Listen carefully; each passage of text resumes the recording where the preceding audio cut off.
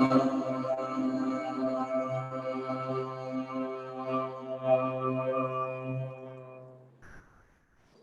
for a moment, sit and feel this family around you and bring forth your gratitude. And bring your full self forward, inviting your best self, your most present self in this meeting. Trusting the intelligence of spirit of the soul of one nation to speak through each vessel here on behalf of the whole.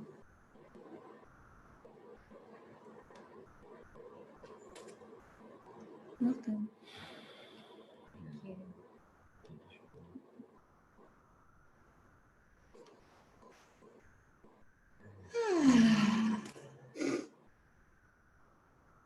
Today is a great day.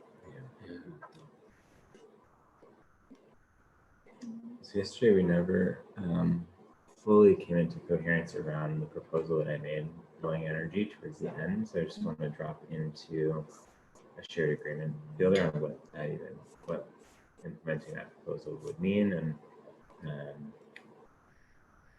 come into coherence in choosing how we want to move forward into the next week in terms of the way that authority is experienced by this team. Does anyone have, and I just to reiterate, the proposal was that I would hold explicit authority with the intention of leveraging that explicit authority to re-architect the power dynamics within the field over the course of the next week to really anchor in a new dynamic in the way the team is structured.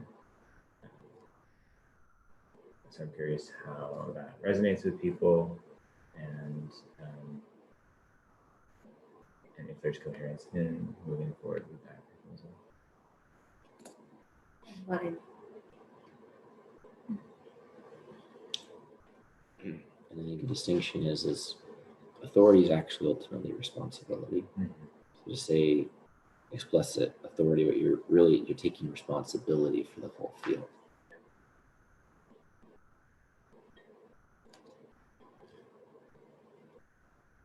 And then you'll do whatever you feel like you need to do in that holistic responsibility, where there's not one thing that's outside of your holding.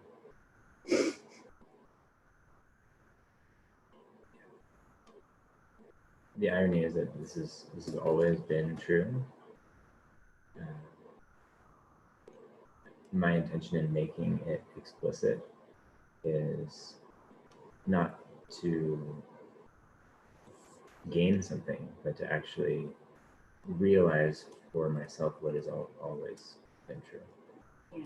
And ultimately, my form of leadership is a collaborative, collective form of leadership. Like in that moment, Robert, when you were looking to Christopher to decide whether or not to go live, those are ways that we reinforce the implicit hierarchies of the field, and actually learning how to trust yourself and know this is mine to do and feel empowered to do it. I think the capacity of the collective is exponentially greater when we're able to have our own self-sovereign expression of authority and responsibility. And if you look at the dynamic, it was a highly complex dynamic because of so many times that we were going to go live, but then someone in the field wasn't ready or wasn't comfortable. Yeah. So I feel like that I just have a lot of compassion for the situation that he was in that moment. And as he was looking to co-sense, everyone else's eyes were closed, and my eyes were the only eyes that were open. So I just felt like he really felt like it would be a beautiful moment to start, to have the drop-in included in the video, and yet didn't have the ability to verify that everybody was actually like a yes to that. So I just have a lot of compassion for the complexity that you experienced in that moment. Yeah, and my intention wasn't to single you out from a place of judgment. It was just to provide a grounded example of a way of interpreting that, and a way that dynamic might be showing up inside of each of us, implicitly looking at Christopher, and it's a both and. No feel judged. I am myself. It's a really beautiful way to kind of provide a potential example of it, how it happens on subtle levels. And similar to what I shared yesterday, maybe the opportunity for Robert, if he's the one who is handling lives, is that there's some pre-checks that he knows to kind of go through on his own of what he's looking for, so he can do his best to gauge and feel in total ownership of whether it's the right time to record the group. So maybe there's a few things that we just make explicit the best we can of, like, let's not go live when not everyone's suited or whatever it is. And so the best that we can, like, look at every part of the organization and see like what's needed to make somebody as empowered as possible in that is a worthy practice. Really. Would you say, Christopher, resonated when you said trust yourself? Because I knew exactly when I needed to go live.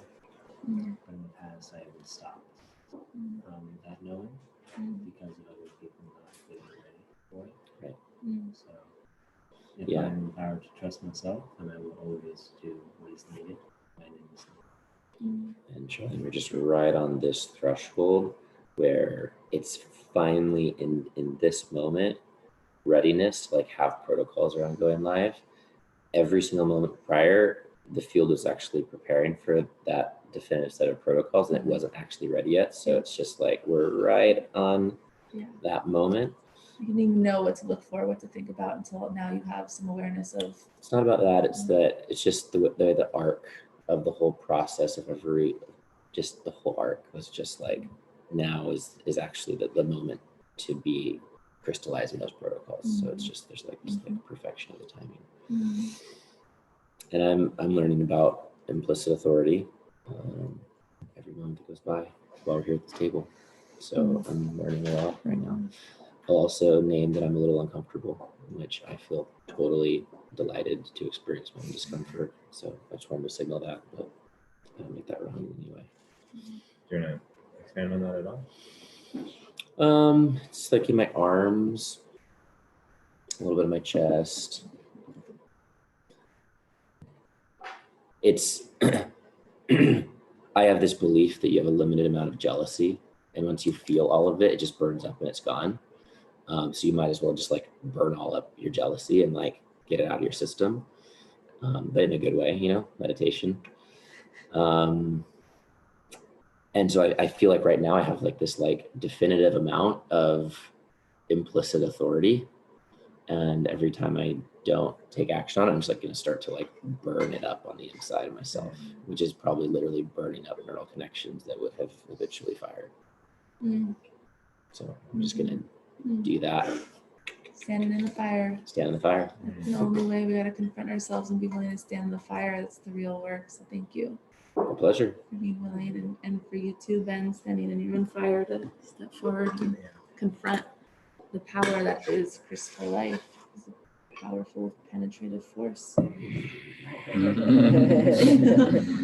it's different qualities of energy. The projector and the generator. Yeah, bring out the jaguar in here. Yeah. It's a The tiger. saber-tooth tiger. The best thing about the projector generator is you will be so much more effective when you let the projectors around you, which just happens to be almost the whole team, which is wild, guide your fierce energy. Is your a generator, yeah? Well, We'll look I into set it, yeah. intention on that, and I can. Okay. Okay, you can leave it at that. You gotta call his mom.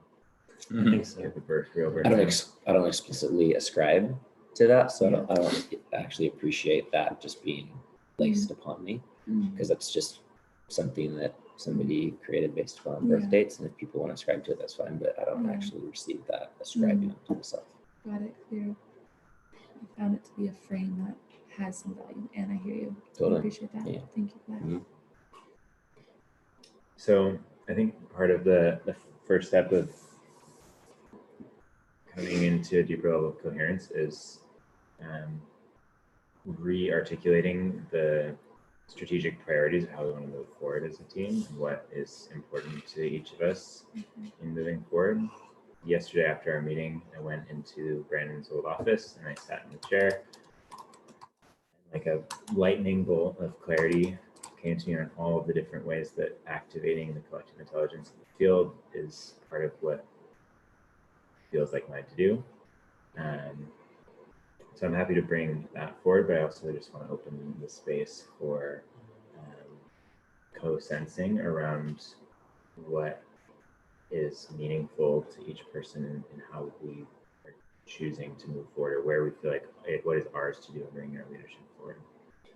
If we have it, we're opening a completely new chapter of the organization with Charlene being more intimately here at HQ.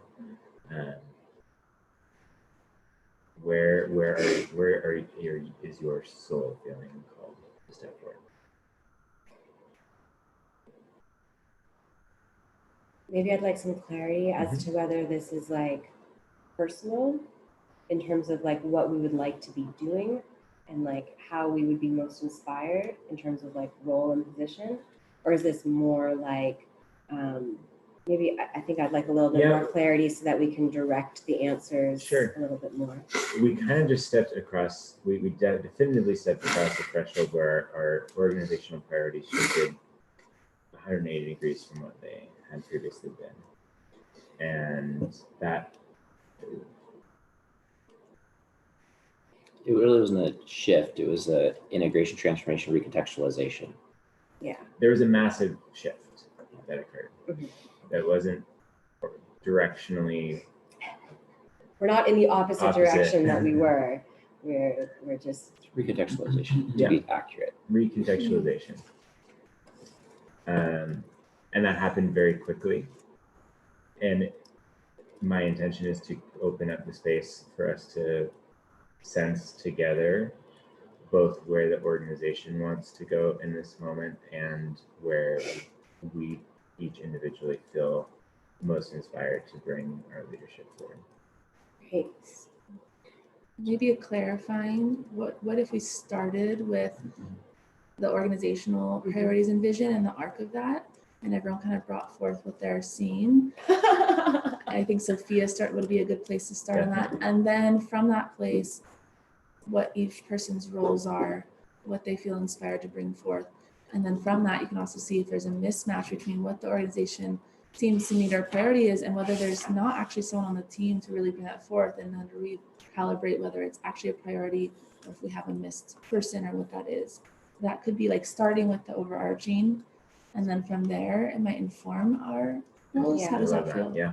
Yeah, I would really love to bring forward the I guess the projects that we aren't, I guess I want to bring forward the projects that we're integrating forward into this new chapter. Mhm. We can prioritize those projects and then continue to bring forward any additional projects that we're still tracking, and then new projects. And then like to your point, I think that it'll become clear kind of from there who does what. Mhm. Do you have a vision of the time constraints of this meeting?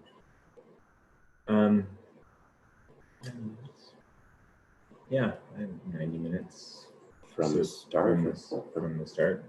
In So- this moment, we agreed to 8 to 10. Mhm. So we have 90 minutes scheduled in from here.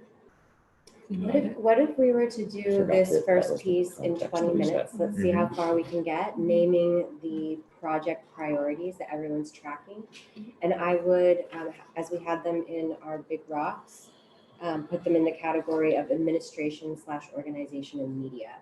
Because I kind of saw that so far with where we were at, everything just fell into those larger categories. And I want to invite that there's enough time in this piece to actually, like, there might be a deeper recalibration, something that you guys thought was important may not be as important. There might be a new vision, like a recalibration of, is there still a presidential campaign? Is it more of a, like, what's the kind of the new context that then informs all of the projects and actions? And so that you might all be so aligned that it's quick and I'm just going to play witness, but just inviting that there is enough time to question things, to come into deep. The goal of this piece is for everyone to be in deep ownership and alignment of every piece. When I say ownership, I don't mean it's yours to do. I mean, like, you're a full yes that this is a priority for the organization and that you'll support whoever it is to hold in that. So if there's something that doesn't sit right or feel like a priority, then like really name it. And then we'll figure out how to come into ownership or to shift it so that it feels good for everyone, like true all win. Is it possible to put a collaborative document up there? Certainly. Mhm. I could share it with Robert, yeah. Mhm. And then I'm hopping on with Simon at 9:30, not with him personally, but he's organizing a team call for his project, which is launching right now. I never heard back from him yesterday or the day before, Tuesday. So I was going to reach out to him again today. Nice. So just mention on that call that we're still available to connect. Okay. Yeah, he's been a little hard to communicate with. I think he's been racing more than ever. Racing, Like yeah, just running around organizing people. clear, Yeah. clear. So just to, again, reaffirm that we're a yes and that we just need to work out the details, but Mhm. we're in. And as soon as I get confirmation, then I can send him that document, which makes it real. I would say you could send that to him now. Okay. Yeah. I'll send it to Scroll him. down. And just make the clarity to bring forward in that call is that we're sending a document and we still have a meeting to crystallize it all. Yeah. We're moving forward, but we just need to ground the Yeah. details. Mm. Um, Let's do our best to end at 9:30 with the strategic priorities and people's kind of overall roles. And then if maybe the last 30 minutes, whoever's still here is kind of going over today's priorities. And we might not, we'll see. Sometimes strategy meetings and like big strategy can take time. But I want to set that intention that we try to finish that we're here for the most important part. Mhm. Oh, okay, great. I have my contacts in. Oh, my eyes are doing much better. yeah, Yeah. we're doing great. Oh, great. It's not right anymore. I would Fantastic. Not like perfect to with share the piece that I wrote Yeah. above in context. Yeah. You know what? There's a timely piece I wanted to Um, mention to you yesterday that I forgot to do Okay, regarding. Yeah. Michelle and taking photos. Yeah. clear. It's on my list. Yeah. She needed to know by this morning whether or not she would No, I've already confirmed with her. have confirmed I mean, she's been texting me all week. for tomorrow. I have the, Yeah, I was literally top thing on my list in caps locks. here, so I can just drop these in. Yeah. I'm just gonna go look at the home. Take photographs of the home. Home's preparing to be listed. Right.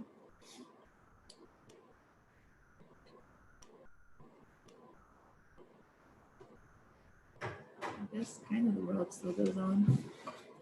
First one. For now, but you wait till those keep hitting more doubling periods. So this is Yes, the share settings.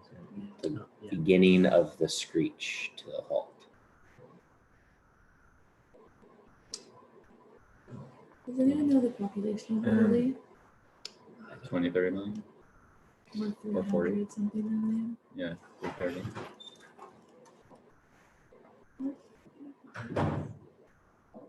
So some of the oil is still going. 6 million people. Oh, damn. That was off. Weird, when that guy was walking along, he looked exactly like Benjamin. There's a woman. Oh, was it weird? Yeah. A glimpse just looked like the same. Compliment. Yeah, So- same kind of man. I want to suggest that we actually minimize this for our meetings so that there's no Yeah. distraction. We're just fully present on just one aspect of Thanks for having up in the morning, though. I think it's really nice to look at. And get absolutely. Okay, so these are the, Do you want to press OK on And so this was from last week, correct? correct. Yeah. I'd love to start fresh so that we're Yeah. gripped to the context that we're in right now. Mm. And there's a sense of spaciousness for this to not be true. And if it is true, then it'll reemerge Okay, as so true. I'll add a page break here, and then we can. And as another suggestion, it could be valuable to start at 90 days. Where do you want to be 90 days from now? I don't know that we're in a position to cast ourselves forward that far. I think for what me feels most valuable is to ground it into what's really actionable. Like tangible achievements and things that we can check off a list. I think both. Yeah, I would propose that it's imperative that we actually look at where we want to be at the end of the year.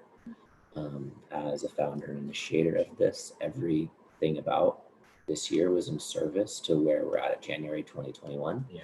And it's important for me to verify alignment that we want to be at the same place, because in the event that you want to be at a different place, then I would continue to progress that because it's so true inside of my body. So it's important for me to verify that we're headed in the same direction. Could we do a year out and then something like 30 to 60 days out? Whatever. January 2021 is what matters to me. So Yeah. just for a navigation point to verify that we're still steering in that same direction. And for me, what matters is things that we can achieve and accomplish, like big rocks, goals. No, yeah. So let's align on the January 2021 vision. And then there is a value to choosing something like 90 days out for a few. It doesn't have to be, you don't have to know everything, but there's probably like 2 or 3 goals that, regardless of what happens with this coronavirus, still may remain true. It doesn't have to be the whole, like we know exactly what will be in 90 days, but that there is something that's less than a year that is pulling us forward, that does help inform some of the priorities. And then, yes, getting into the very, like, I know there's a lot to be handled in the next 30 days and absolutely mapping that out, but making sure that it is in service to the 90 days into the year. Okay. Feel I'm aligned with aligned you with guys. that? Yes. You want to share 2021 vision? Does that Your feel, lane? is that what's one Is that fine? next? I think so. I'm a little concerned that we won't get to this and some of the individual things in the hour if we start with the 1 year and 90 days, and they can totally be separate meetings. They can be separate meetings. I just Maybe think they might spin tomorrow. out into big conversations. Yeah, it's important that that there's a recalibration of strategy and vision. Yeah. It seems like if they did spin out in bigger conversations, then those would be the most relevant conversations, and anything interior to that would be decontextualized and misguided. Yep, I agree. That's just based on how this seems to be going. Sophia, you feel a lot of hesitance. What's your concern? I feel like what would be most valuable for this group in establishing our coherence is to probably start at that like first step forward. I think for us to go into such a big visioning experience right now, having like not really even come into our team coherence yet, feels a little bit wobbly. Like it could go in a lot of places. And because Christopher is primarily holding that big vision, I think it'll be a lot of Christopher bringing forward what it is because he's the vision keeper of it. So for the sake of this meeting and for the purposes that I've heard, I feel like it would be beneficial for us to like start a little bit closer to home so that we have the direction, we have the reintegration. There was such a sudden pause on so many things that I feel as someone who's holding responsibility for the field that I want to make sure the things that I'm tracking for the field Are brought forward. are brought Yeah. forward and continued. Like I feel like I want to end this meeting with the team having clarity on like what they're actioning next. And then I feel like a larger visioning session and something that's more creative and like what's possible. Like we've kind of talked about those meetings before, what's possible for this year feels potentially like it could be another conversation for another time. Yeah, in bringing this forward, my intention is for us to start at square zero and re-articulate the entirety of what One Nation is. Like we all came here because we felt what One Nation is and we wanted to be here. Where I see the gap existing is in a sense of collective ownership of strategic priorities in the immediate term. Mhm. I think where the ultimate vision of where we want to go, I feel coherent. And maybe we could just do a really broad overview of what you've been holding for however long you've been holding it around what 2020 means to you. And then we can move into more actionable, more immediate vision of how we want to bring our leadership forward with the organization. That feels good. And just because in response to what you said about him being the one holding it as a vision, this organization will only thrive as a team, meaning that people won't leave and then it's just you and Christopher left. Like if there's multiple people holding that same vision as just as true and deep, even if it was sourced from him. So that's just the piece I'm bringing forth. Feels really appropriate to start with just a couple minutes on that, so I feel really aligned with that.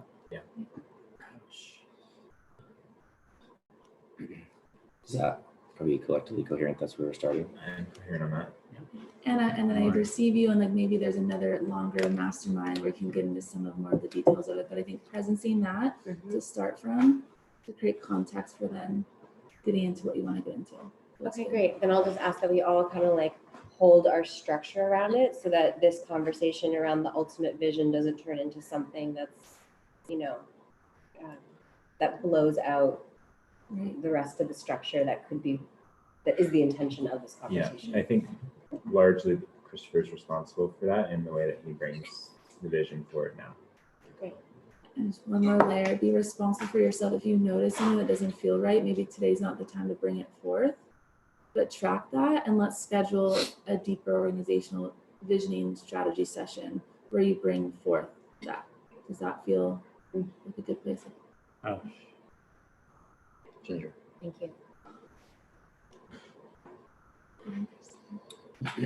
Great. The uncomfortable sensation of my body is growing, which I completely accept and embrace, and don't feel like it's going to influence any of the words that I say, but potentially the energy by which they come out, which is just all part of my transformational process, which I completely accepted and embraced in fully.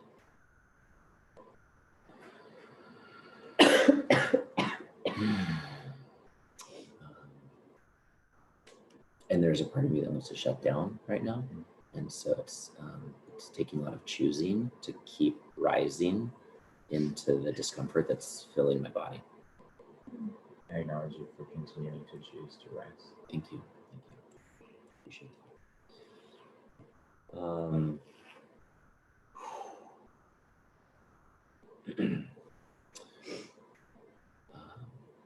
The purpose of 2020 relative to a 5-year roadmap we created for One Nation, which started in 2018, was that this is the launch year. 2019 was preparation. 2018 was orientation. And what the launch year was intended to be is the year-long campaign of establishing the brand nationally and internationally. So national, international recognition of the brand itself. Maximizing the, actually I won't say maximizing, establishing coherent clusters of members in each state.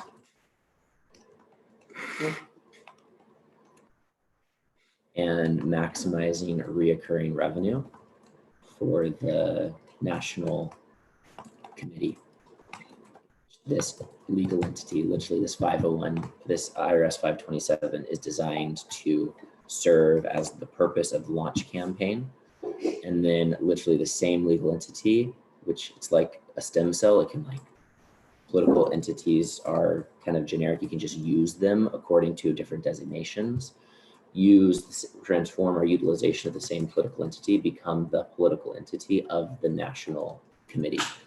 And so we're maximizing, that's why we're developing membership into this entity, because it's designed to become the national committee. And so going into January, out of the launch campaign and into full party operations, with maximum reoccurring revenue as much as $1 million a month and as little as $100,000 a month. And of course, life could bless us to have less or more than that, but that's my vision of where we land, somewhere between there, which gives the party a robust operating budget to ground fully, professionally, coherently. Some of the dimensions that I feel are also important to have in place by January 2021 is that we've established the notion of all in politics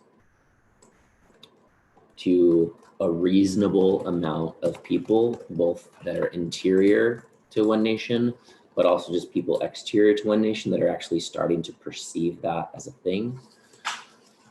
We've established the notion of the political rise, inviting people to organize outside of the mental construct of the right or the left, and create a space for activism, political organizing, political funding, PACs, super PACs, corporate political participation, to then like have a new gravitational center point that is neither the left nor the right, nor the far left, nor the center.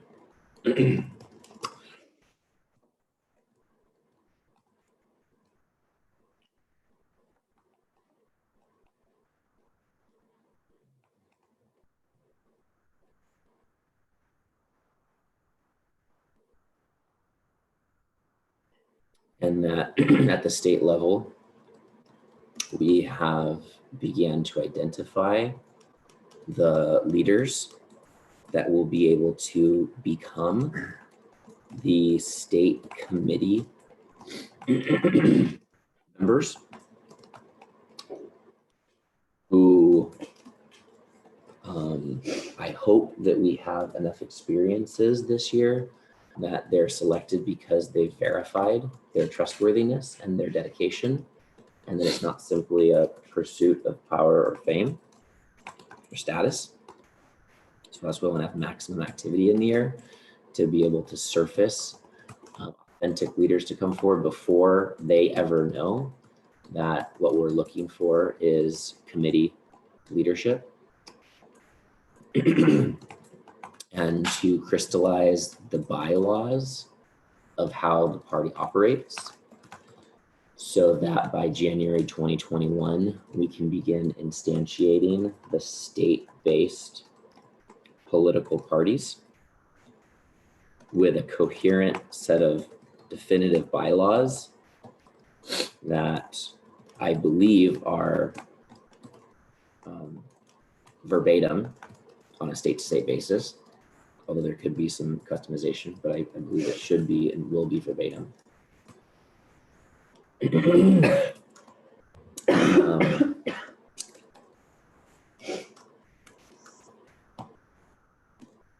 And have budgets in place to support the formation of the state-based entities, which will likely spill from the membership by creating an increased sophistication of our financial data systems so that some percentage of people's membership dues fund the national committee, and then some percentage of their membership dues fund the state-based committees, with the ultimate vision of there being city-based committees, and then some percentage of membership dues fund those committees, so that we're nourishing all these domains of the party infrastructure with membership, reoccurring membership revenue automatically.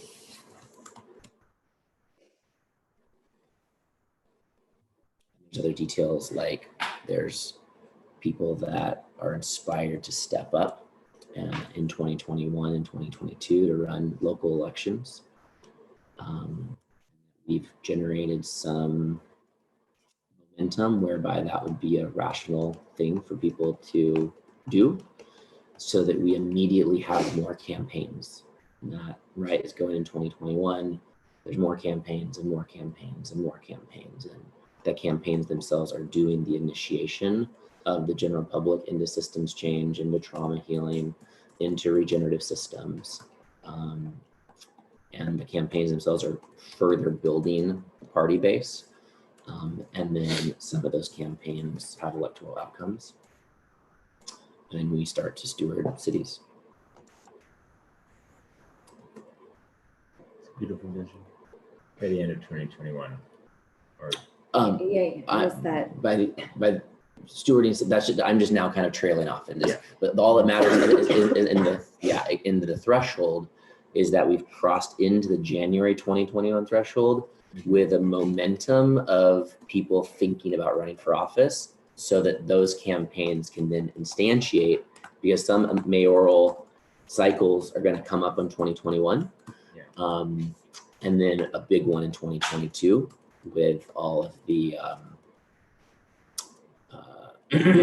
national elections, Congress, etc., governors, and all that jazz. And then just the last thing to name is how all of these correlate to the One Nation Life Front that we've built, launched, and funded, all in Policy Research Center, which is synonymous with the Civilization Redesign Program. And Say that the most I'm important. just gonna say one more thing, and that we've built it and ground the Alwyn Leadership Academy into a substantial program that any candidates will be able to and be required to go through, and that there's a robust, comprehensive training curriculum in place for that, so we can verify their alignment before they receive the party nomination for position.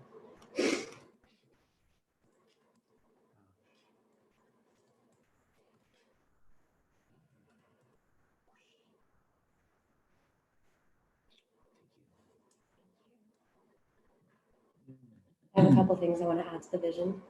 I just want to take a moment first just to honor Christopher and the vision, his dedication to that vision, the depth of love and commitment that it comes from, the purity and innocence of his heart, his deep, deep devotion to humanity and to all life. It's given him the strength to hold this vision on behalf of all life.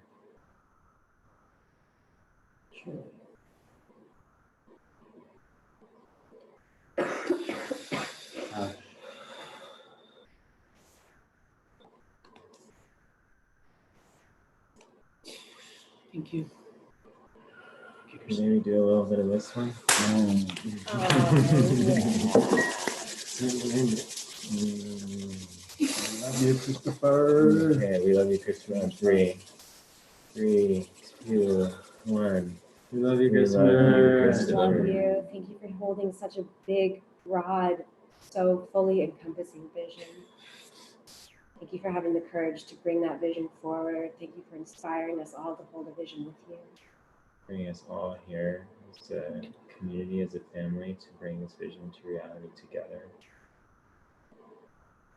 Thank you for articulating it intelligently so that everyone can understand the full extent of the vision. Inviting each of us to rise.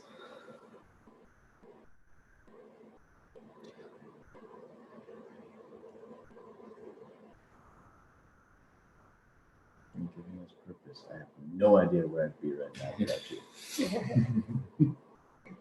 Not even more thing about it.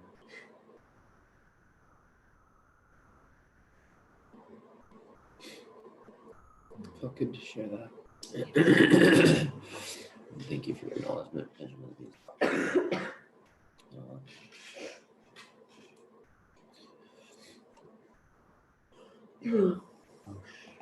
I also want to acknowledge Sophia for carrying all of this forward with Christopher for the last few years. I know you played a huge part of it. Thank you. All in. And you had some things to Yeah. add on. I have this frog in my throat. Whoa. Need to say, How did a frog get in there? It's so French of you to eat the frog. I thought you were the vegan. What happened? It's getting crazy. I might need to house it out at some point. Oh, yeah, we got a house cut right here. All right. I just, why? Oh, I don't understand. No, Robert started it. Okay. I feel so Claim grateful for ownership you. over that food that I brought forward. It's a company you fashion did. We can talk about it later. It really Yeah. is It's an indigenous thing. It's Robert's version of an indigenous thing. We don't live in a jungle, so we can't just, Yeah, purge don't anywhere. swallow your loogies, I think is the Yeah, premise. yeah, that's Yeah, I don't do that. Yeah. Yeah. There just seems to be a lot of lookies. There's a There's a lot lot of of house shit. There's a lot of house shit. stuff going So on. one of the things I'm holding as a vision for 2020 is that we have this field of ambassadors, right? And I feel like I can see the faces of the ambassadors. We're people of all color, all gender, just everything. We're as diverse as the United States of America is actually diverse. And these are ambassadors who are connected at every scale, from like the very, very local level to whatever it might be. They have audiences, they have communities, and I want these ambassadors, I have the vision for these ambassadors to be fully empowered, sharing content that One Nation has been creating, to empower, to step into their leadership, to more fully empower their communities, whoever their communities are, bringing forward some of them, these messages of all in politics, political rise, whatever it is that we're sharing with our ambassador program. The vision is that this ambassador program is live and that people can feel this message coming from not some core team sitting in a house, but this message is coming from a field of faces, a field of people, that there's like an army of ambassadors out there who are empowered and clear and just delivering the content from their voice. That's one of the things I'm holding.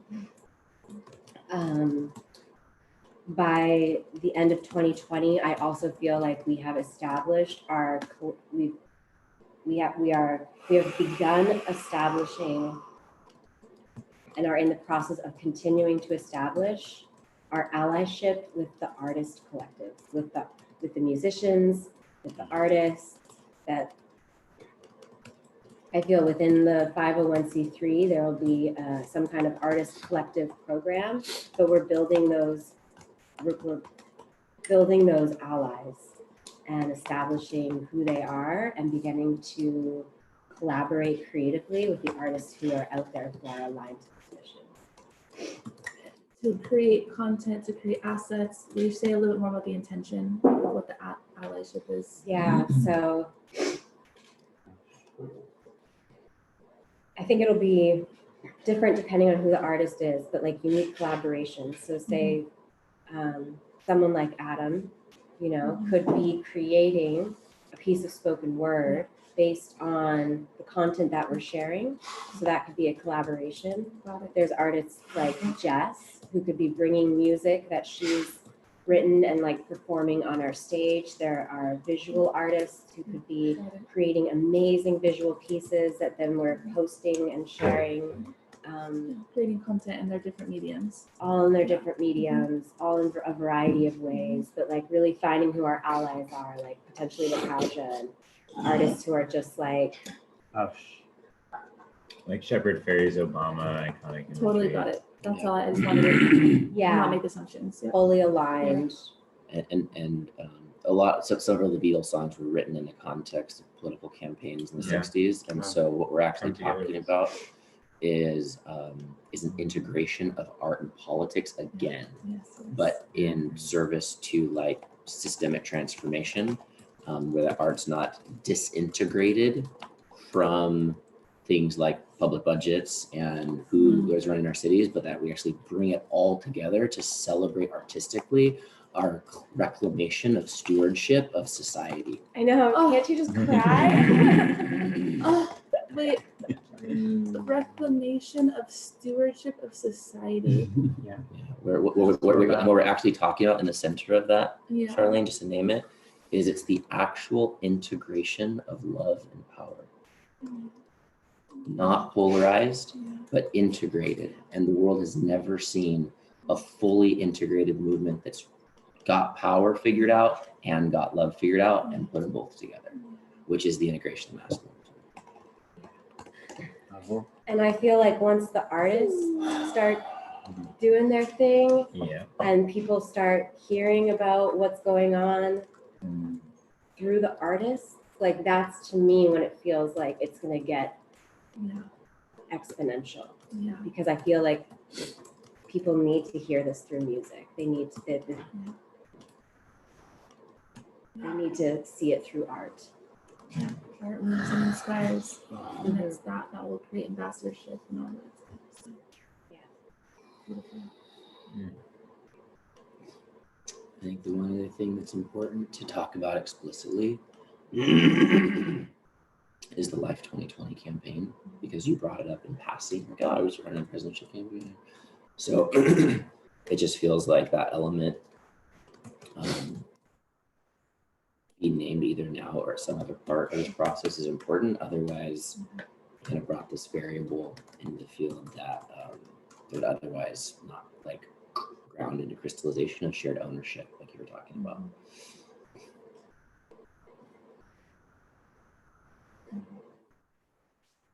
Yeah, I just want to be mindful that we're 30 minutes in, and I'd love to get Yeah, voices in. I don't want to say more. I just want to name how important it is to get collectively coherent on that centerpiece of the launch campaign. So what I propose, because that is important for how things get informed, but why not, to Sophia's request, we now move into 30-day, because there is a lot right in front of us, and let's have another meeting where we do that 90-day and also bring in the 2020 campaign piece.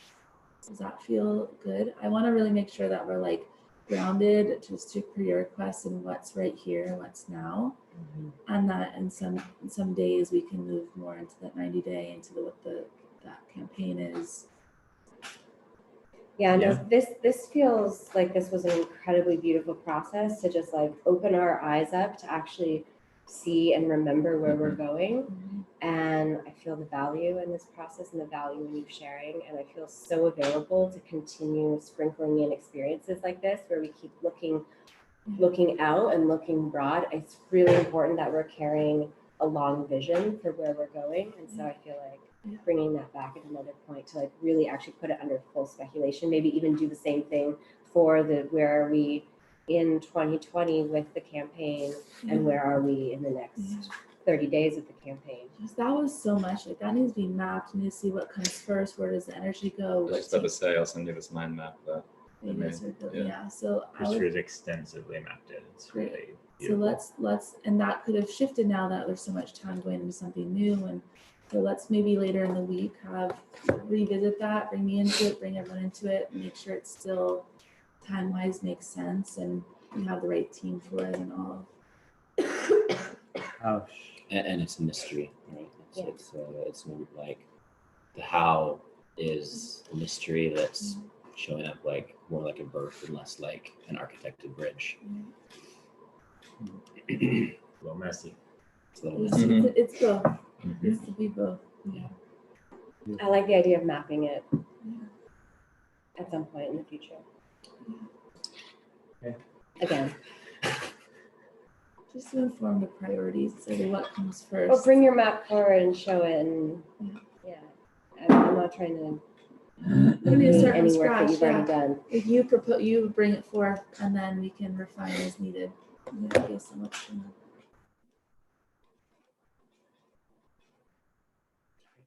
Feeling a lot. I'm fine with what I'm feeling. I'm just feeling a lot. It's all in my arms. You guys want to know where my implicit authority lives? It's here, and it's just getting worse right now. That's great. All in.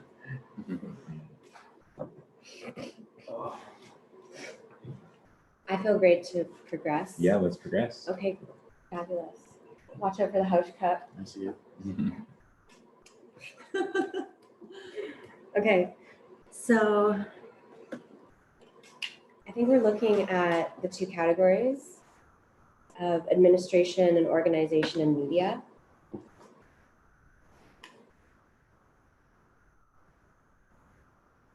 And maybe it makes sense to start with administration and organization, or we can go in no particular order. The first thing that comes to mind, at least in no order whatsoever, is the community culture creation plan.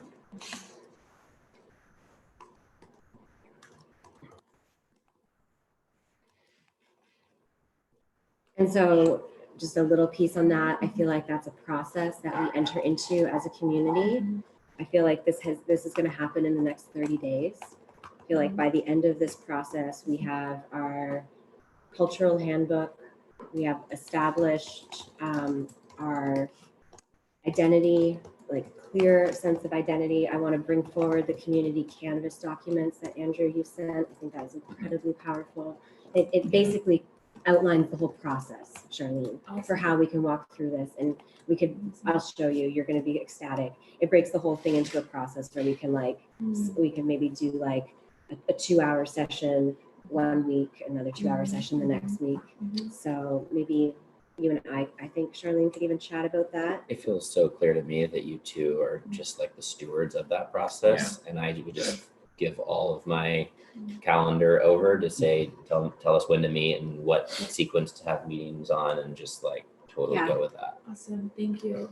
And I'm curious, would this include what Benjamin's bringing forth around how like power is distributed in that aspect of organizational design, or is this a different aspect? Culture of and identity. Yeah, and this But sorry, I didn't interrupt. from what I understand, this is different than governance. And then it would be another thing to really fully establish our governance model and to kind of figure into, because currently we're operating under holacracy. So I think that Partialocracy. They go together. I think that there's this piece and then the governance, organizational design are the culture.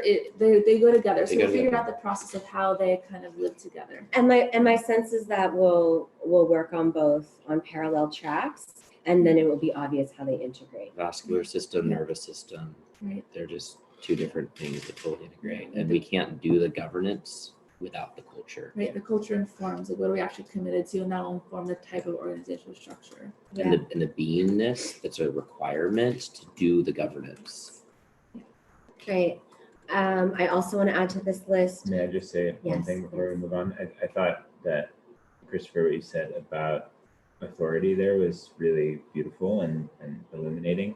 You were like, I want you both to have the authority to just decide this, which I think it pointed to the interpenetration of the governance conversation, and like having a circle dedicated to this where the authority is explicitly ceded to those who are holding that.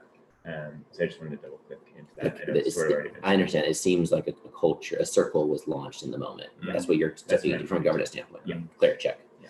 And I was sensing that this could bring back some of the evening brainstorm coziness that we had a lot of in February. Yeah. Let's just keep making it yummy. Mm-hmm. Yeah, while acknowledging that there was a certain amount of burnout that happened from staying up really late, doing idea sessions every night, and then getting up for morning meetings somewhere. in But between. naming that cuddly co-creation idea sessions aren't a terrible thing either. Maybe if they're appropriately spaced out and that we're prepared for it, and maybe have an earlier dinner. So yeah. An approach from that mindset. Yeah, facilitated as a cuddle meeting. Yeah, one principle, yumminess of our culture. Okay, so another component that I'm holding is HQ program established. So we talked about creating clarity around what the HQ contract is. It's kind of like it leads into a little bit of like the cultural handbook for the home, contracts. I know with everything and kind of being in lockdown, it might not feel as relevant, but I feel like it actually still is to just get really super clear on everyone's role, engagement, individual contracts to each person signed. So I'm really holding that as like probably in the next 2 weeks, we establish that program officially. Who do you imagine is fundamentally responsible for that achievement? You and I. Fundamentally responsible for that achievement. Yeah, because it's not rooted into stewardship at this time. From where we left off, you were going to craft the initial document, Which we've navigated beyond that because we realized it's going to be kind of a custom thing. So yeah, I think between you and I, and probably, so there, yeah, I think I would there love is Benjamin to be highly involved I'd love to do that. with that. Okay. Yeah. And I think there would probably be a role for Charlene to be involved with that as well. Yeah, I think the individual contracts are created with the person. We'd probably have a meeting with each person to really kind of like get super clear. Yep. Is that Thank you. Kai. Oh, Kai. I thought we were all concerned about Robert for a moment. Oh. So, okay, question, just to zoom out a little bit. As we go through each thing that Sophia brings, you have some things that you channeled in last night. Do we want to break them down in real time and do like a first by when? We want to start to be like, okay, by, so for the contracts, we want to say everybody in the next 3 days, think about what you want to commit. Do we want to just stay No. high level? High level for now, because we want to put all of these ideas here, and then once we see them in relationship to each other, then we'll realize actually the HQ stuff probably doesn't need to happen for the next 3 weeks, because all the other stuff needs to happen sooner. We'll kind of see where our bandwidth, what we'll actually be able to accomplish. So I think for now, we just start with like in the next 30 days, What are all these the things. things? Yeah. And just because you just said it, my suggestion is that one of the most critical things would be agreements. And not to say because we have all this other stuff, it's not important, that actually people having a sense of what they are in ownership of, so that they're not starting to get resentful at the end of 3 weeks or any Sure. of that. I feel like it's gone on too long already without this clear sense of like what you're committing to each person being here. Yeah. So that feels like a high priority of each person's sovereignty in this space. Absolutely. So from what I'm hearing, it seems like this is a priority. You're gonna jump on board to help steward that. Maybe we could even start scheduling meetings to start having those individual Yeah. meetings. And then probably, Christopher, you'll still play a role in helping to ground those contracts, since that's what you're so good at. I see it being each person, like I did, Ben wasn't there, but I feel clear, I'm in agree, we already have an agreement, it's clear. So there's just 4 meetings we had with the 3 of you, and then Ben and you guys. Yeah, and that initial, like I'm still holding the initial HQ program document, which is what I keep feeling like it might still be on your plate. So maybe the 3 of us can figure out kind of who does what. Great.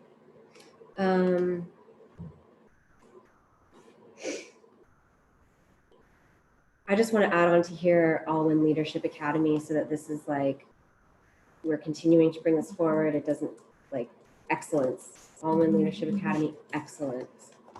We want to keep bringing the best of ourselves to that program.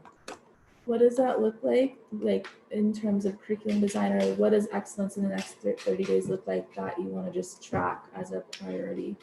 I feel like we're on track. I feel like if we continue to do what we're doing, that we will totally deliver a powerful value exchange. And there's some ways we might build up level incrementally, but that was kind of happening through our process. What I'm really tracking is the launch of a fast track in April as another source of revenue, which I think tomorrow or some other time might be a good time to get into more details. I was not able to get to a financial analysis yesterday due to the profound flow. However, it's one of the highest priorities today.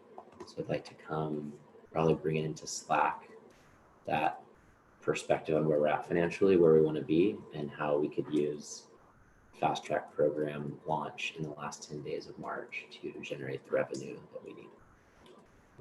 What a vision for that would look like. Which I think the vision starting to crystallize inside of my mind.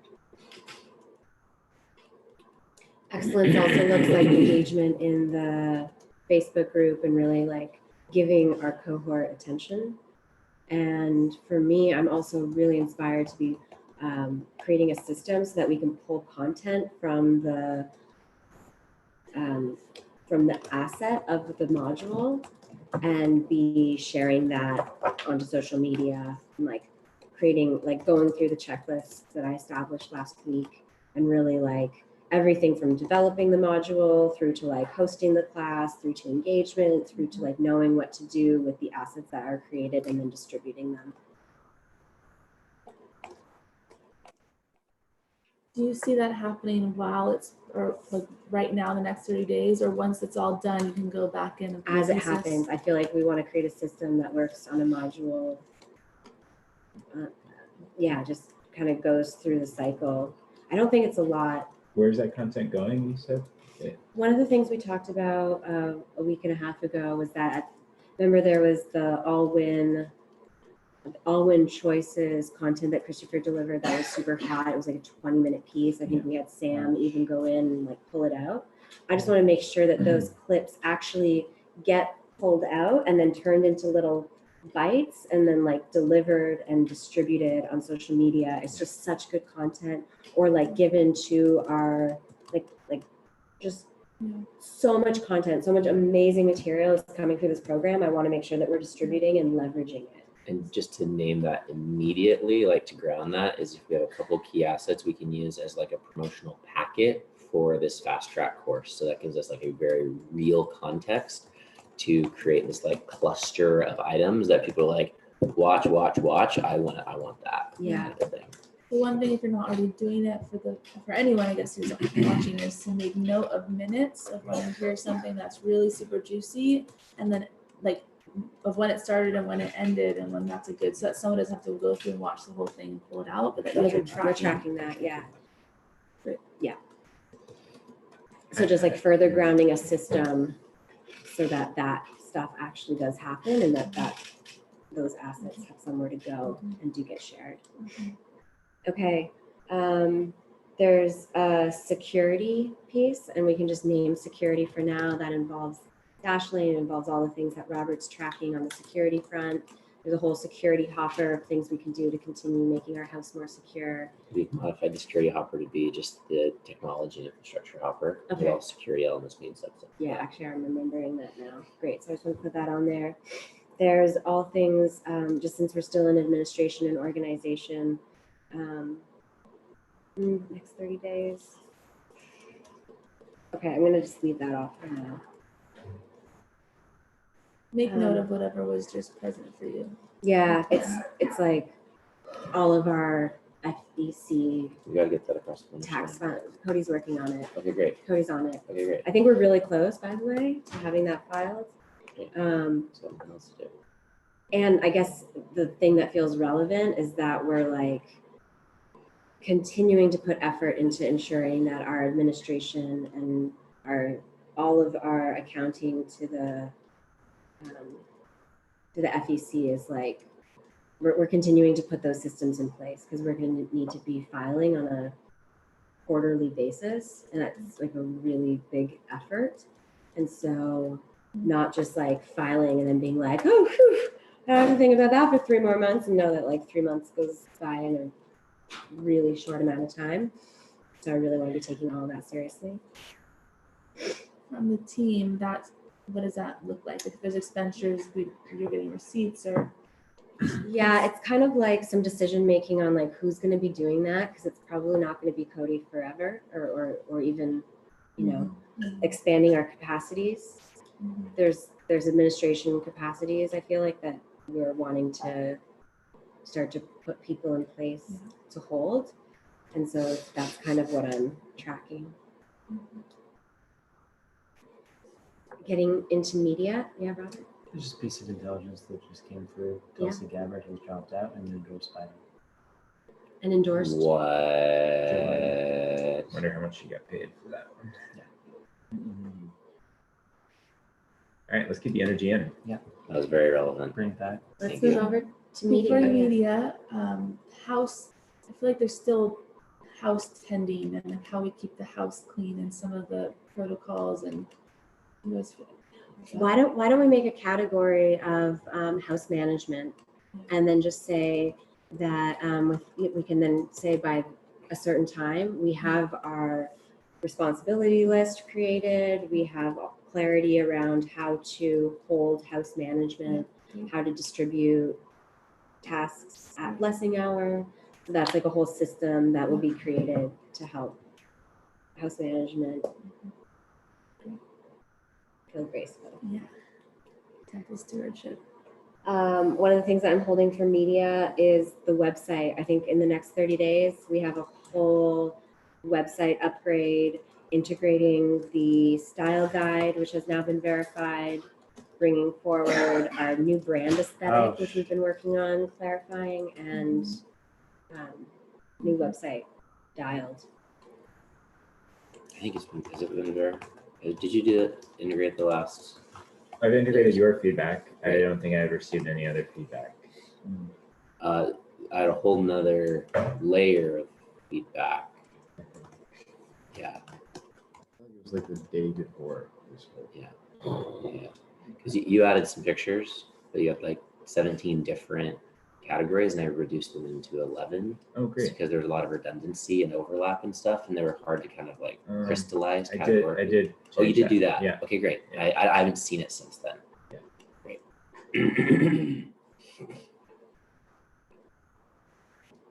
One of the other things I'm tracking is having a conversation around storytelling and establishing the narrative. I think that would be really supportive right now. And I think we've even talked about this briefly.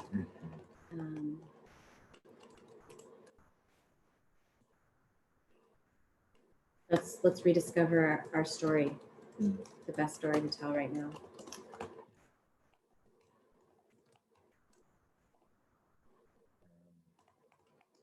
I'm finding myself moving into a slight contraction that we haven't heard other voices, and I feel complete. I feel like I don't want to contrive moving on, but I'm also aware that Andrew's time is limited, and I feel like hearing from him before he goes is really important. why don't we open it now up? But I don't want to cut you off. Is No, there I feel anything else that- complete. The rest of the things I think other people will bring forward.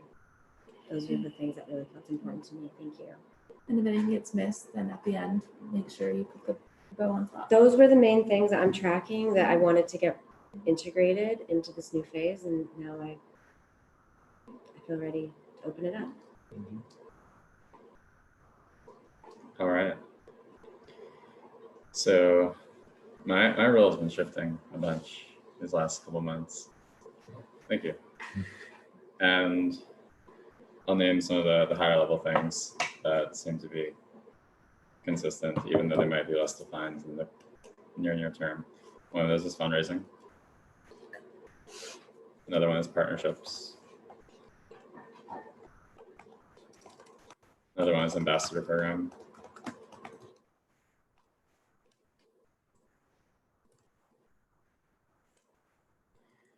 There's a lot of overlap between those three. There was also press, which is less of a thing right now. It's worth adding to the list. What is it? It's worth adding to the Yeah. list. And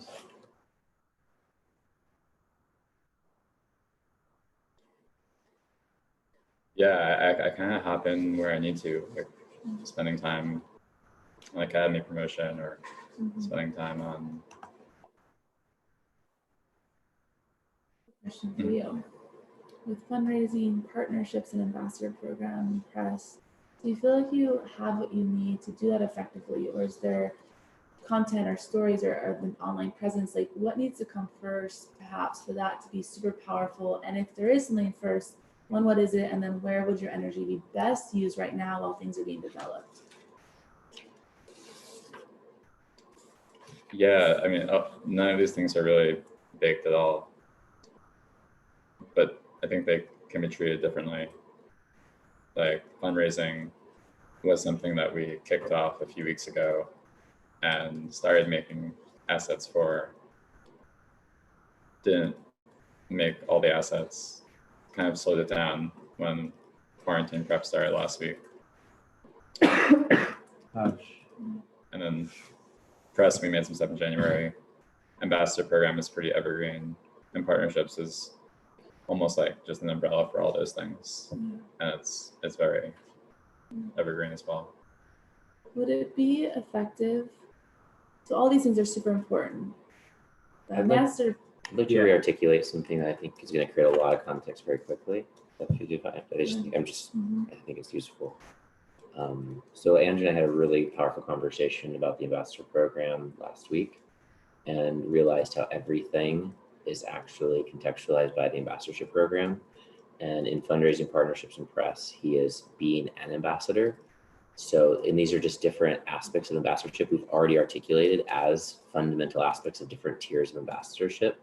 So I feel like the most empowering frame for Andrew and for all of us to look at Andrew is that literally he is the embodiment of the ambassadorship program, and that he's being systematically empowered in those different domains as an ambassador, and then is going out and doing that work with the assets, to your point, that he needs to be able to do that work effectively.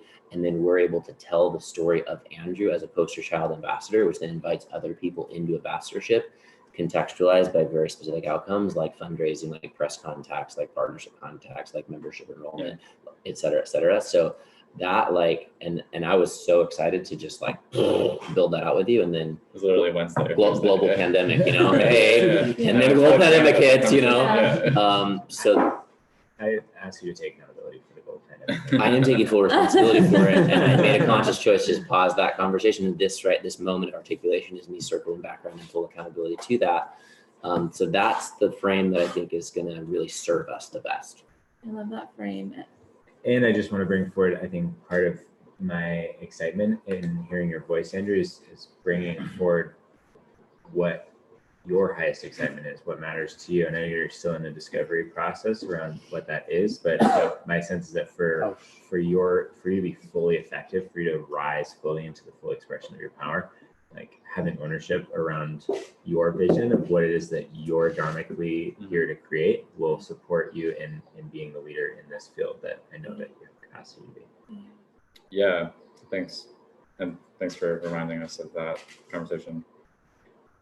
It was definitely orbiting around all things money in February. And that's kicking up again with the stuff with Simon. Though I'm not like heaven's yes about that in this moment, about all things money. I do feel I can get some more clarity on what is my highest excitement. Or what is your vision? Or Yeah, a little bit of like the seeds, new economy stuff within the One Nation field, kept economy experiments, things like that. Like I could see us using Simon's platform as a prototype for the One Nation community mutual aid effort, for example. But I want to see how that feels for everyone else. We want to kind of create creative ways for us to use resources, not just fundraising, but actually create a whole kind of ecosystem of how we channel resources and create platform. Yeah, create jobs for each other, things like that. Yeah. So I know you only have a couple minutes. I want to ask my question again is, so within the ambassadorship program, what do you think you need for the next 30 days? If you were to focus on one main area, whether it's partnership or fundraising, what do you feel would really support you in enrolling people into that? And maybe choose one area that's super important so that the media team can perhaps create some assets that aren't needed, just so that you feel like you are so empowered in your invitations. Is there anything you need? I appreciate the question, and I don't think I have enough space right now to engage that conversation. Yeah. I want to just check my notes really quick to see if there's any glaring rocks that I'm missing. Will you do some thought on that though and bring it to the team so it can be added as a priority? Or like bring it whenever you should bring it? Yeah, yes, and I think there's a number of things like that. And so I want to be clear on a full assignment before investing time into figuring that out. what do you mean by that?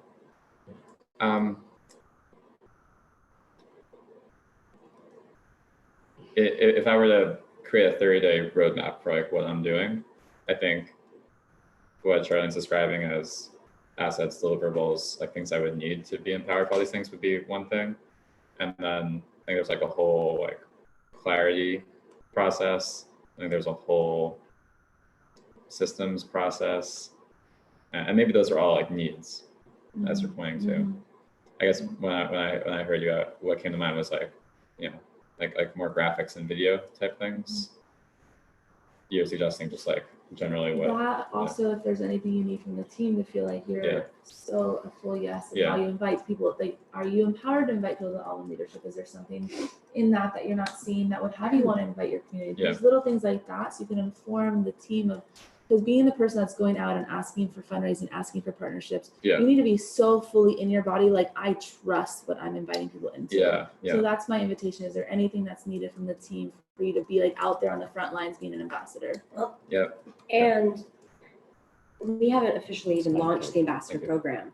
So the ambassador program is in itself materials, content, everything to empower anyone out there who is inspired to bring this message forward in a powerful way. And so right now, that is the context, is what does everybody need in order to really share this in a powerful way, and those materials haven't yet been created. So Okay, check.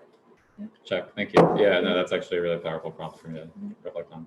And so do we start there rather than expecting him to go out and having all these conversations? Like, what's first? Yeah. And let's reconvene on that. Cool. Have a great call. Thank you. Thank you all. Peace. Thank you. Peace. Hush. Ash. Hush, hush. I find myself highly annoyed with you as I feel like you're jumping in with like, oh, we should do this, or oh, how about that, or and I don't feel like you're actually inquiring the depth of work or outlines or lists or programs that are in place. So I want to take responsibility for some way that the annoyance is something that's living inside of me.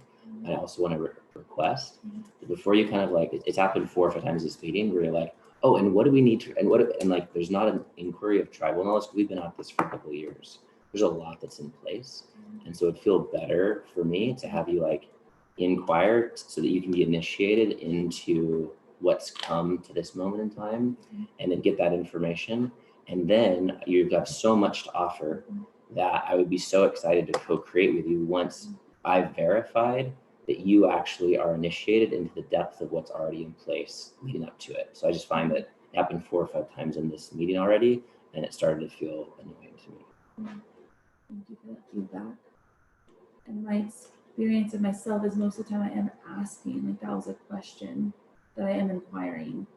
And if You said yeah. what, like it, but the question is kind of like, is like, well, what needs to be in place for you to be empowered, kind of a thing. It's assuming that like there's actually not like a list of materials that are in development or that have already been discussed around the ambassadorship program. So there's just kind of this like, so it is inquiring, that's true, but it's not inquiring in a way that's actually getting you up to speed with the field. It's like you're inquiring to move something forward without being, you didn't ask like what materials are in place, for example, or what materials are in development currently in service to the ambassadorship program.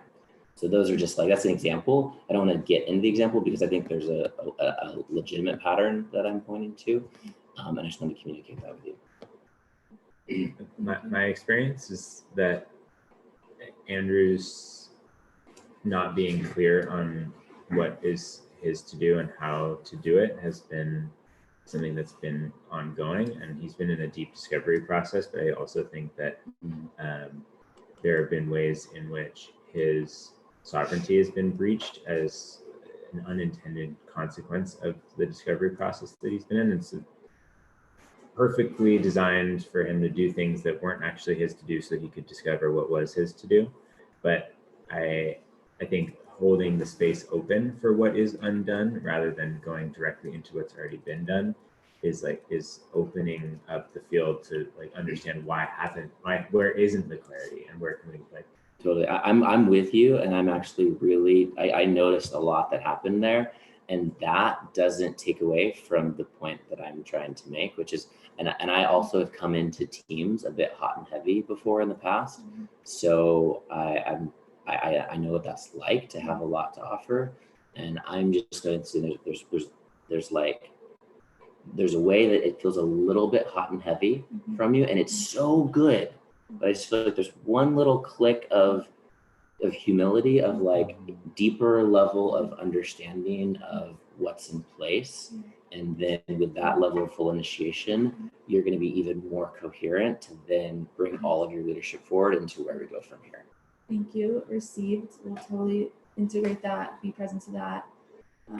Absolutely, there's so much for me to learn. And one of the values I bring is that I'm intuiting what's my sensing is that in your world, it's very clear and there's been a lot created. And what I'm sensing is that the team doesn't feel as clear or as empowered as you're coming at it from. And so that's part of where the questioning comes from, is to bring greater clarity and not make assumptions that everybody's actually on the same page or has what they need. Because I'm hearing so many priorities by January, by 30 days, that like, I want to make sure people that there's actually like, what do you actually need to do that, so that we're not making agreements that are missing marks. So I'm receiving and just sharing my come from of why I'm asking 100%. some of these questions. And, Thank you for seeing that. I feel better having expressed that because it was living inside of me. It's something I wanted to express. In the next 30 days, I would love to officially launch the ambassador program. Officially. It's time. Officially launch it. It's about time. Yeah. We've had a massive brainstorming session with a whiteboard 4 feet by 8 feet in small ink that like we've got, and it's been on the list. And the last couple of weeks we had things like global pandemic, so we The like greatest excuse. I didn't so clean my room because global pandemic, mom.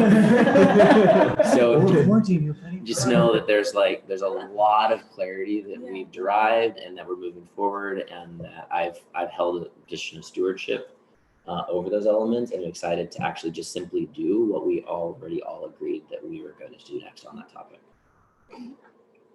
So launching the master program is a definitive thing.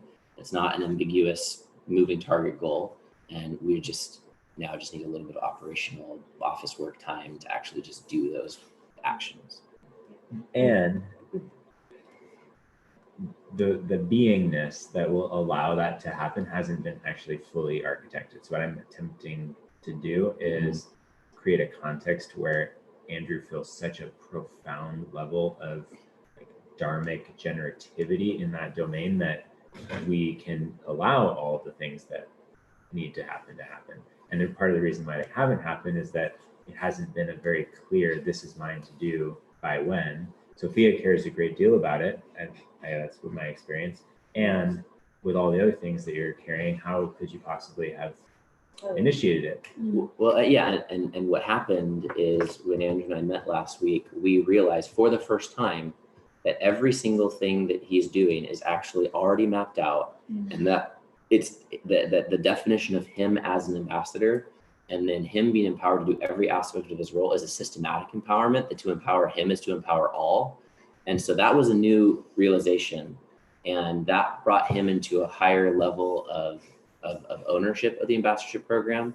And that moved it from like me and her holding to launch to like him coming in with like a stronger presence of leadership and participation, which is what we articulated even like 4 or 5 months ago, is you and him launching the ambassadorship program, and then me bringing a lot of my structure and generativity into that space. So I really feel like it's all just like shaping up in this right on time, right on track kind of way. And then he gets to just go in ambassadorship and know that the work that he's doing in that regard is not only creating the value of it, but it's actually modeling and verifying the assets that we need to have in place for him to feel fully empowered.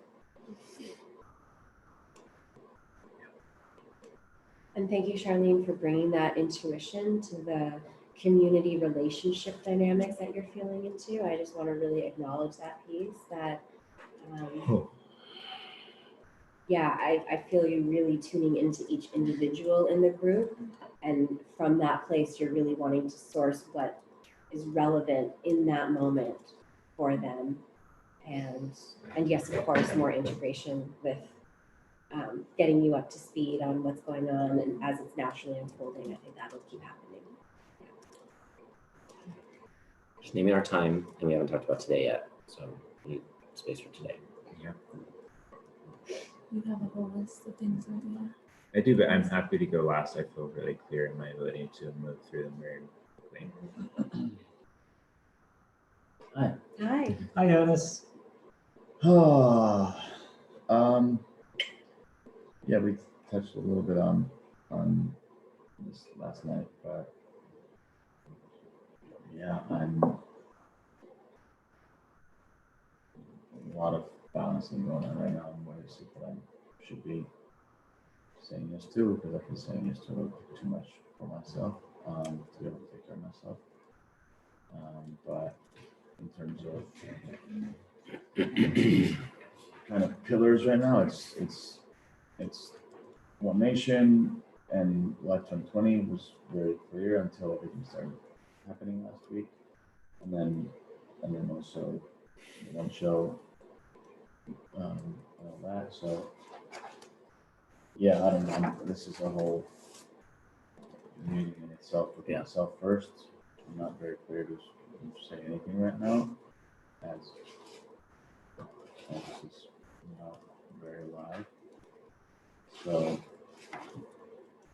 yeah, right now I just feel like I need to not say yes to more things and clear my list of things to do so that I can actually breathe again and then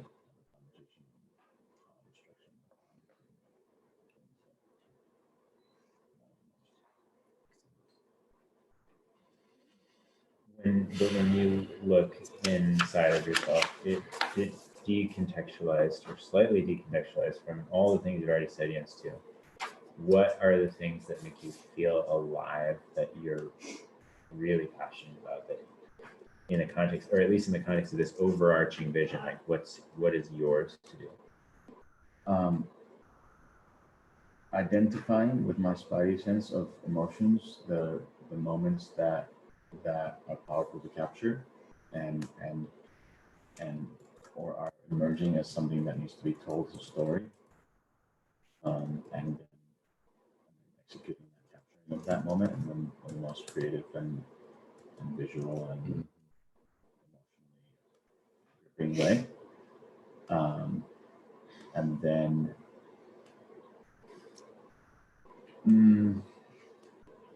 taking it onto the editing table sometimes when it's mine to do, clearly. But other than that, never editing anymore. but of course, those pieces like this one right here of you two speaking after the public PSA, this feels exciting. But then it just comes to me figuring out how to structure my time and how to stop being such a perfectionist in post. That's the biggest thing. That's my biggest problem.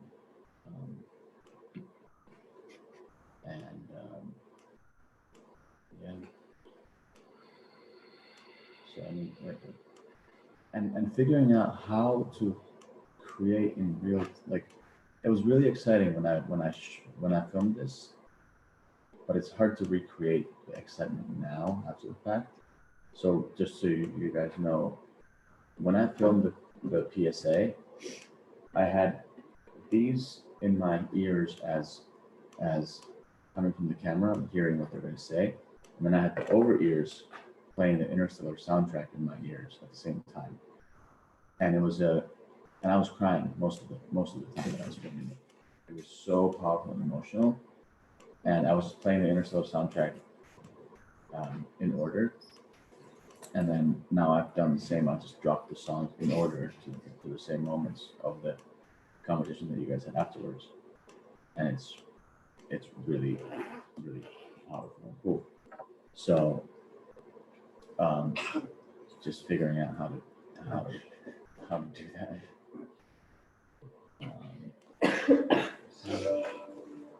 Does not discern between national borders. Anyway, I can't wait to show you guys this one as a premiere.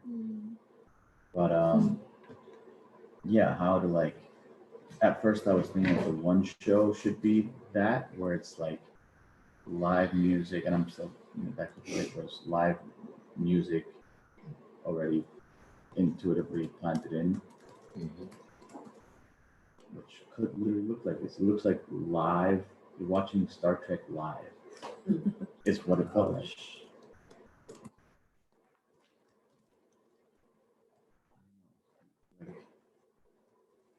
I'll just show you a real quick. Well, I think we actually Yeah, we want to keep stay in moving vision.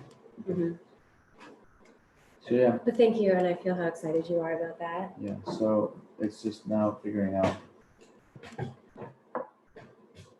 what the structure of content production and timelines for each thing are.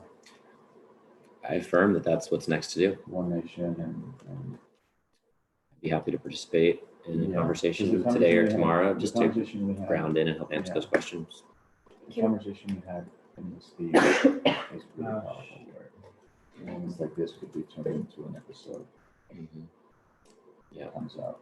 So do we have a name for this kind of content so far? Is this like, I think we need a 60-minute session. That's what I'm Yeah. gonna jump in and say. Yeah. I'd love to be a part of it. I could do it this afternoon, and we could just literally have nothing to do but just map out all the domains of content. The timing is perfect. There's nothing wrong that didn't happen before because like blah blah blah. We've led up to this perfect moment, and now is the time to just crystallize that whole thing and figure out how your time allocation maps to that map. Yeah.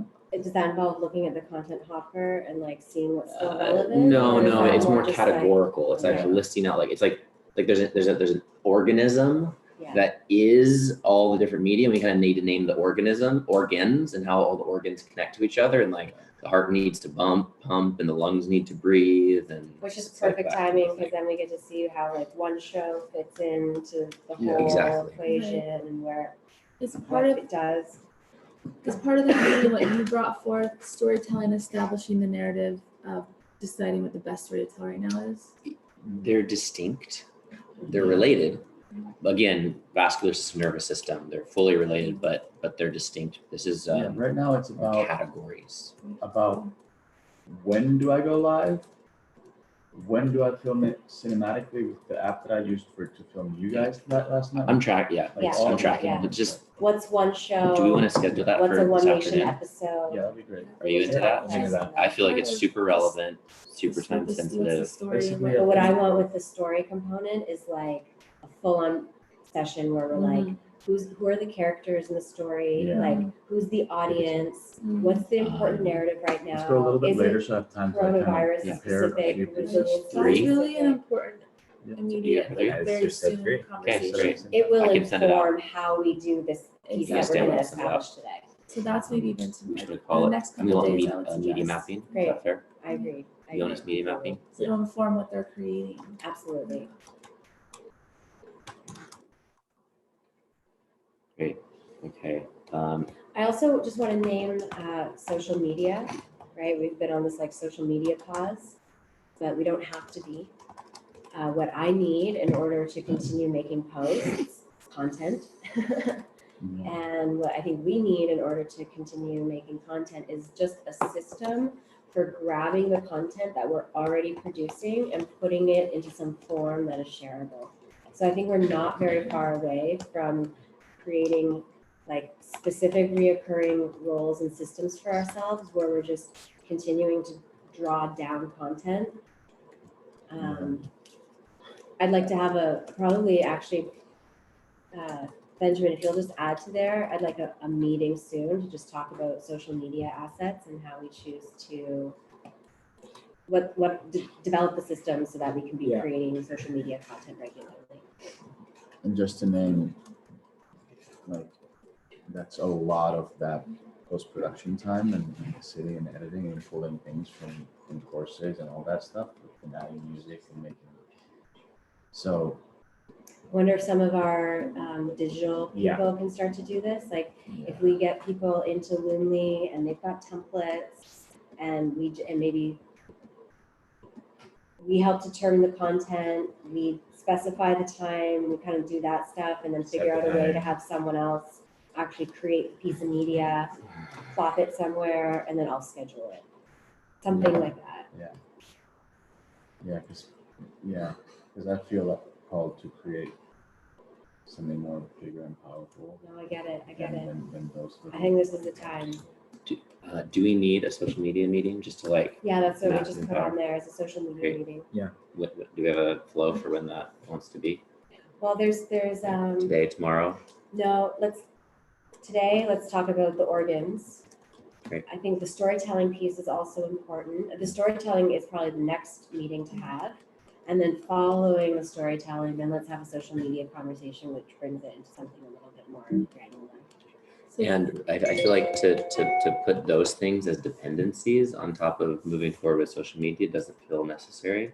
So a short meeting around social media could just help you ideate like what actually we already have or could generate very, very quickly. Yeah, I see that. That could empower you the next several days I to see be that. making posts. Well, because I think my next action with social media, where we had left it off, was to actually figure out a way to empower Robert so that Robert can go in and start to like scrape content that's already been created. We have so much that's like hanging out in words and videos, and And if we have a distributed field of volunteers, I would prefer somebody else doing that so that Robert can be doing stuff that only he can do. okay, great. Thank you. So that brings it to the volunteer process of choosing volunteers that have been Which is what we applying. just talked about briefly. So that would all be part of the discussion in the social media content plan. So yeah, it's not, we don't need to have the narrative meeting before the social media meeting. We can think of them separate. So maybe we can, tomorrow's Friday. Is it Friday tomorrow? Yep. Maybe Friday, but tomorrow you guys do a social media meeting and volunteers, and Saturday we do the narrative. That sounds like a fun Meeting. thing to do on Saturday, like Yeah. Saturday afternoon narrative conversation. Sorry, I can do Saturday. I was planning on, oh, no. That's what I thought too. I was I've like, got plans. no I'm one's going to going LA to a this rave weekend, where we so- all like each other. Yeah.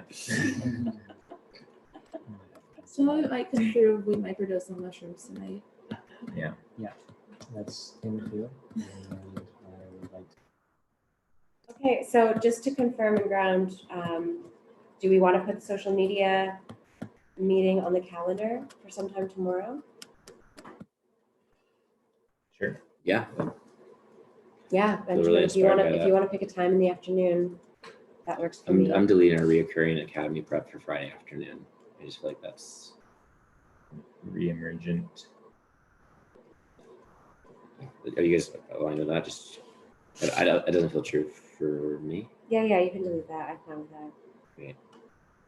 I think we should talk about academy for a second too. I'm also happy to extend this meeting a couple if necessary to land all the pieces about today and stuff.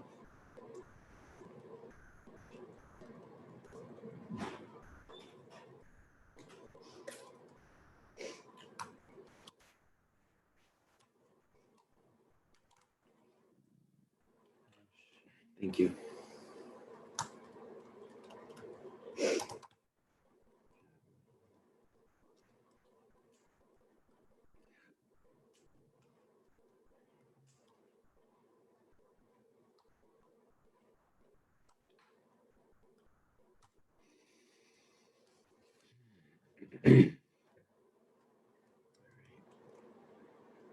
Did you have a proposed time for that? Tomorrow? I just proposed moving the academy time to create more space. And I said anytime in the afternoon.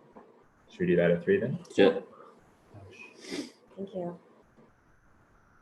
And I can schedule a narrative storytelling conversation and invite everyone for maybe 3 o'clock on Saturday. Does that work? Works fine for me. And that's going to be more than 60 minutes probably. Yeah, so we'll kind of map 2 hour out all the block. priorities. Through that arc of meetings. Like the storytelling, the narrative is part of what are we moving towards, right? So it's including some of the bigger goals of the academy and kind of making sure that the narrative is in service to what the goals are. Right? A lot fits into that. Yeah. And I think it's really a moment in time for you to step forward. Like I would love to see you really hold and lead that meeting powerfully and maybe do like a decent amount of like prep to lead into that and hold us. Yeah. It is the moment in time Mhm. of that skip in the step. Are you Okay. excited to be awake and alive, Kai? Yeah. Yeah. Me too. All right, let's keep it moving. I'm just tracking from the two people that we've heard from that aren't the two of you. I'm still not feeling like a really grounded sense of like clear vision and ownership. I'm still feeling kind of like a residual, like I've been asked to do these things, so I'm doing them, but I don't feel like real buy-in or ownership. So I just want to invite that as our North Star that we continue orienting to, like really feeling like inside of yourself, this is why I'm here. I heard Jonas name exactly what he needed to get there, and Yeah. that we created that. And my sense is by the end of that meeting, that's gonna be Totally. clear. I'm not judging. Yeah, it. that's what you want to keep. I'm just like, saying, that's like, our let's North just Star. Let's keep keep coming getting back there. to it. Yeah. Yeah. I align with that, and Yeah. I'm learning about leadership. I'm learning. And I'm excited to create that for everyone. Participate in creating that for everyone. And I also just encourage us to keep moving. Yeah, Mr. Robert, What's up? are you following what we've been up to this morning? Entirely. My experience is that sometimes I see you chatting on Messenger during our meetings, and I don't feel respected. I recognize that, and take accountability for checking in with the field to see where things are at in case something drastic happens while in our conversations. Does that feel like the authentic reason that you're chatting with people, or is there something else? That is the 100%. In a meeting situation where the conversation needs to prolong a little bit, but maybe doesn't fully include somebody, like I do feel like this kind of like affordance of multitasking. But I agree with the check-in, but I also feel like there's an appropriateness sometimes to just be moving things forward when it's not. So just want to create space Totally, for all the I'm not things. polarizing against that choice. I sometimes check messages myself during our meetings. When I heard you not fully grip to us coming to you, what we might be coming to you for, I felt like you were decontextualized from the collective field in a way that didn't feel supportive or engaged to what we're all bringing our energy into. I understand fully what the conversation has been going through, and now what it is mine to say now that it is my turn to speak. And I would ask for just a little more volume from you, Robert. Yeah. I can both you. We want to hear what you got to say. Sir. Are you tracking? thanks. What do you want? That's the question right there, isn't it?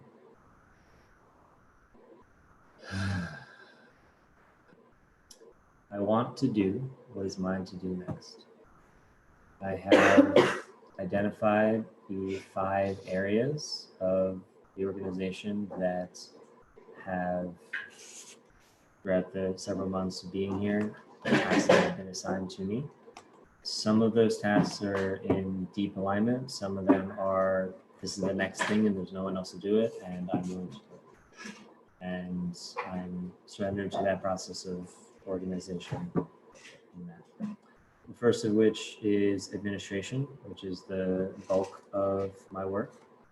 This is involving the management of our environments on Slack, ClickUp, and Google Drive, and project management and task orientation. And that is approaching, clicking into actually utilizing those features on ClickUp now that we're stepping back into accountabilities.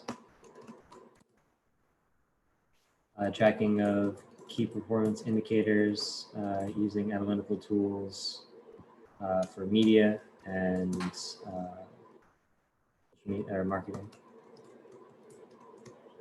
And just to be clear, my sense was that we're in kind of like a project-oriented next 30 days frame. So we're not in a frame of like, what are the capacities of what you're holding as a role. That was one of the things that maybe if you had been, I feel like there's a way that you could have actually been more gripped to the context.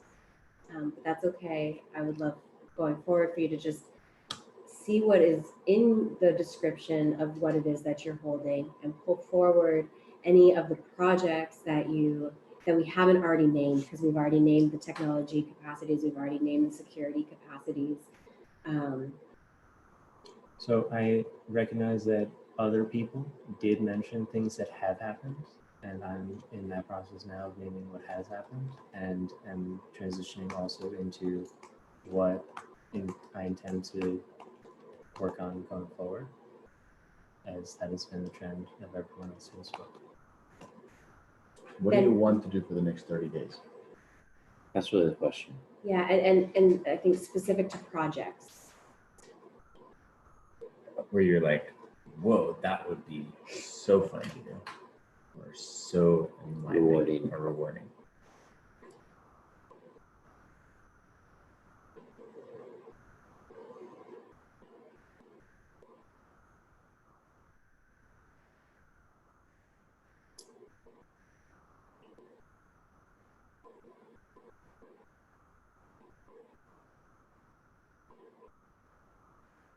The opportunity to redevelop the way that we are utilizing all of our technical assets in relation to the website and how people are interacting with that website in order to allow us to keep doing what we're doing. There have been conversations about how we have accepted funds in the past and how it's not, or potentially not going to happen in the future, and creating the systems in the back-end environment of Wix that allow us to do that.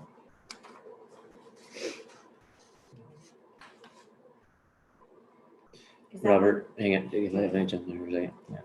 I'm getting lost in them. Yeah, Asking sure. you to Just come in. Talk to us. Here. Come on. Just come in.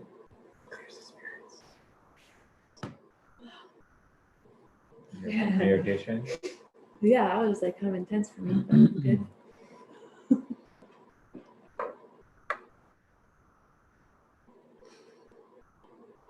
Sorry to give you a warning.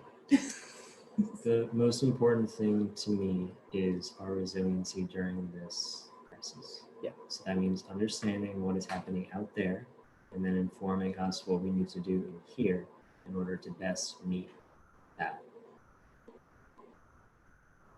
That is in communicating with the people that have an ear to the ground and know what's happening out there. It's also communicating with the people that are working on projects that are aligned to what we're doing here, such that we can collaborate with them Mm-hmm. and make sure that we are doing what we need to do, not what someone else is doing, and to leverage what other people are doing. And to fully understand who we are as individuals, as a part of this collective, so that way we are not doing someone else's job, we are only doing our job. And we know how we can work together in an aligned way and not from a disempowered or contracted or traumatic way.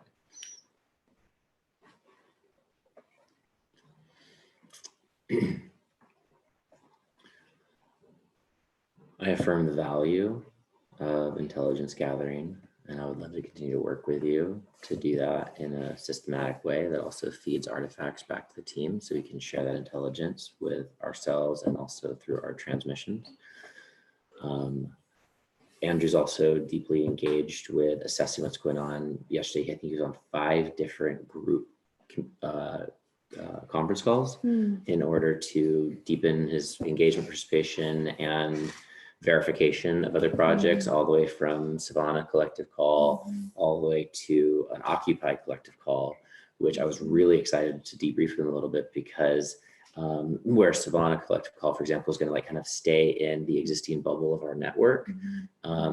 This Occupy Call just like cracked us into a National network a of set, distributed. yeah, that's like not like social in justice any way network. whatsoever center of gravity around Birdie Man, San Francisco. Yeah. You know, Low income people of color, Yeah, immigrant exactly. rights organizations, housing tenant rights Yeah. organizations. So it just kind of like that was. I felt a lot of energy, and I felt like, oh, that actually through that channel is potentially one of the most effective and efficient and strategic ways for us to develop ambassadors of people all around the country, Yeah. and use one. I mean, children know, and use Me Occupy too. 2.0 And with One Nation at the center. yeah. So there's a whole chill, blah blah blah. Da, da, da.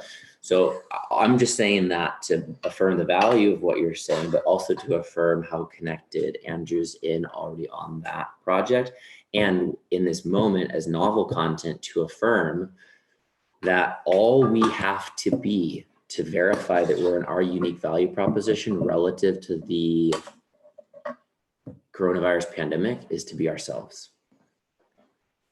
We are providing a context for ongoing mass scale, multi-sectoral, political organizing and coordination in direct service to systemic change. And until somebody steps forward with that value statement, value proposition as articulated, as I just said, at that point, we have a moment of time to be like, oh, like, is there a difference? Is this our, but until that happens, like, we're clear. And I'm not saying that in any ways to polarize what you're saying. I'm actually rising up into my clarity that relative to the unique value proposition of the world, this is ours to do, it seems.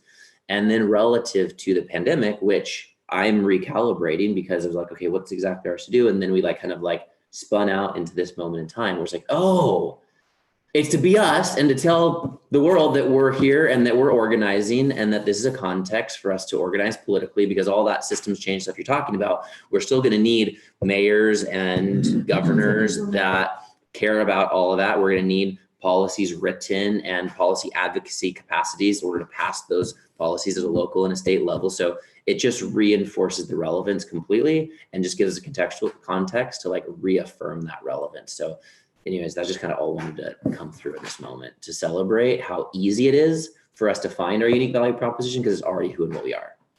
That needs to be a content piece that can get shared with that network. Even just like 5 minutes of like how the political, just that context of what was just shared basically that needs to be transmitted. Just make note of the importance of that message. Yeah. And I think step number one is for probably Andrew, maybe some Robert, probably mostly Andrew, to develop trust and a presence in these spaces and allow that trust built bridge to be a little bit further established, and then start to share content when invited and that trust is in place. Yeah. But even that narrative that he can anchor into as he shares what he's up to. Yeah. Totally. How would you define that content, like a description? That is the narrative of what's One Nation's to do and how we're looking at systems change through the lens of politics. In my synthesis. Yeah. You may have a better way to. I say it. Yeah. I think that to name that content, it's the One Nation unique value proposition relative to various categories of stakeholders who desire systems change. Yeah.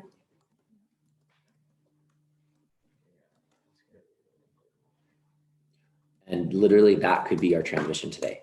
We could just riff on that, just to have fun and to have a what do we call it?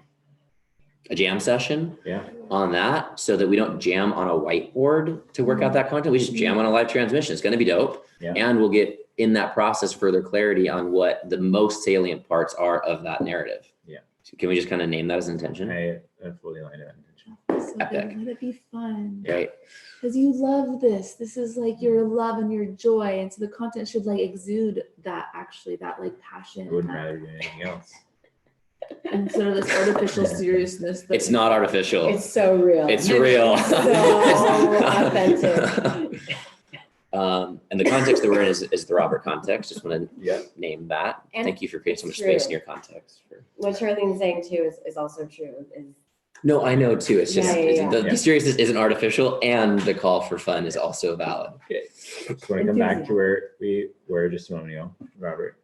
I want to acknowledge that Robert yesterday was on 2 calls, one with a platform called Nation Builder.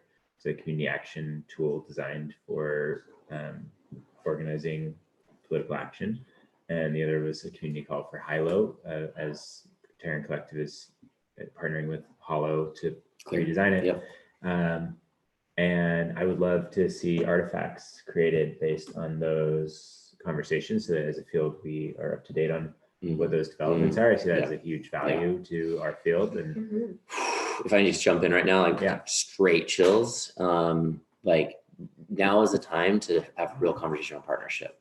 Every conversation on partnership up to this point has been premature and slightly hollow.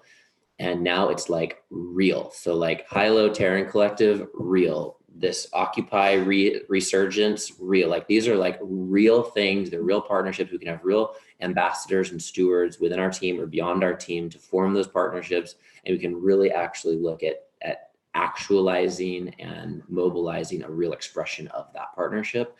And that feels really exciting. That somehow all of a sudden, like the context just magically shifted, that made partnerships go from decontextualized and hollow to real and imminent. And that's cool. Totally with you. So I'll need an onboarding of what an act, like what truly is partnership, what is the offer, what can people collaborate with, really, like what is that platform that allows for collaboration, because I'm not onboarded on what that is, and it'd be Appreciate that helpful question. for it's like, what are you really inviting people into? We had a 2-hour conversation with the headline of what is partnership. Fantastic. So you can kind of give me that in another meeting, a high level. was I not there for that one, or did I just black out and I forget? don't know. I don't think I was there. We had a deep dive on partnership and like the ambassadorship program, a very full whiteboard with a lot of clarity derived inside of that.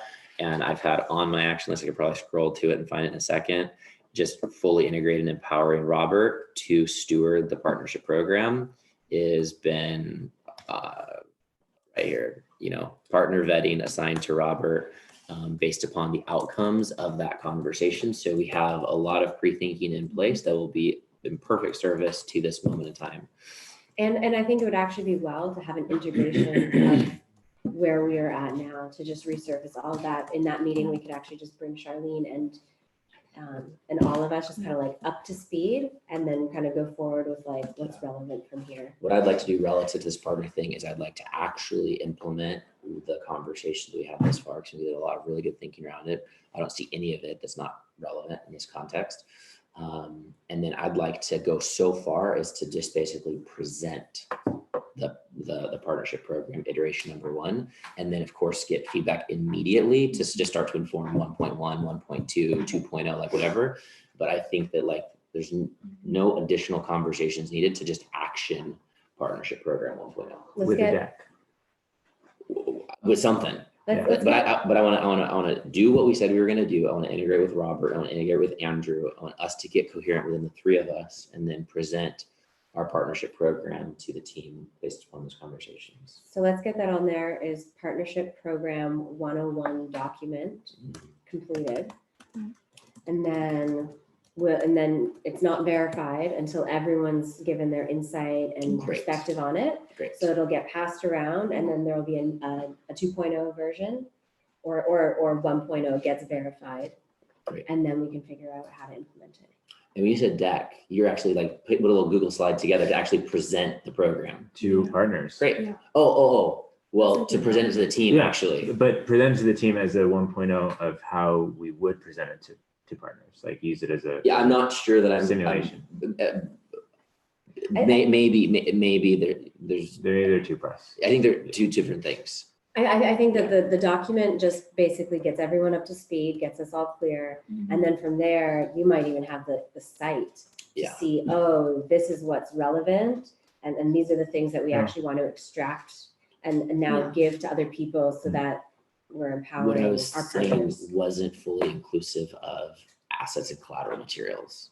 Right. It was We're just gonna be one like, stage pre that, which would then inform the crystallization of those of materials what's needed. and the context by which those materials will be utilized. I was asking Andrew. Yeah. And that could even just live on the website in a tab instead of a PDF. Yeah, totally. Oh, we're gonna get all our materials created. And there's all of our roadmap. Like this is literally like what's on our to-do list. We just had a pandemic. Yeah. And the one show birthed, and we've been doing so much freaking transformation and major family dynamics transforming. Like we have been like, I don't want to overuse the word portal, but this last month has been a crazy portal where we thought we knew the timing of some of these priorities. Life had a better plan that is to meet and arguable around the plan and sequence of what life actually showed us. And now we got through this portal, and then everything that was on our roadmap is totally relevant, right in the context of this spring equinox, which is what I said a week ago, which is as soon as you hit that point, then everything that crystallizes in that moment in time, we're having this conversation on the spring equinox, which is the perfect time of the entire year, all 365 days to have this conversation. It's true. And that then accelerates everything into the expansion arc of the year into summer to just do and have and create and be and expand. It's part of why I invited the bigger vision, because it is a really important time to anchor that in. Yeah. Something I didn't hear from anybody was around this resilience movement that you're creating. Like, what is the response to the coronavirus and the approach and the content and the texting? I didn't hear that as a priority for the next 30 days. Maybe that's part of the media conversation, but just making sure that's. So Yeah, we it's haven't on my even it's on got- my list to get to, And we haven't got to and I'm Benjamin gonna yet. bring it through. Mhm. We have not gotten to you. and we haven't even finished with Robert. And I have to be really bad. We'll I keep- also have to pee. Okay. Okay. You wanna go first? We can both go at the same time. Then let's just pause, but Yeah. please not break before us. If you don't have to pee, don't lose anywhere. So I have a question from Allie. One of her friends is dropping the academy and would like to offer feedback and wants to know when the best time to do that would be. Like conversational feedback. Yeah. Okay. Yeah, great. Maybe this weekend? We do it every weekend. Yeah, I mean, Yeah. anytime. Hazel? Hazel Grace. She didn't specify. Mhm. I think she had two contacts, Hazel Grace and then Darlene.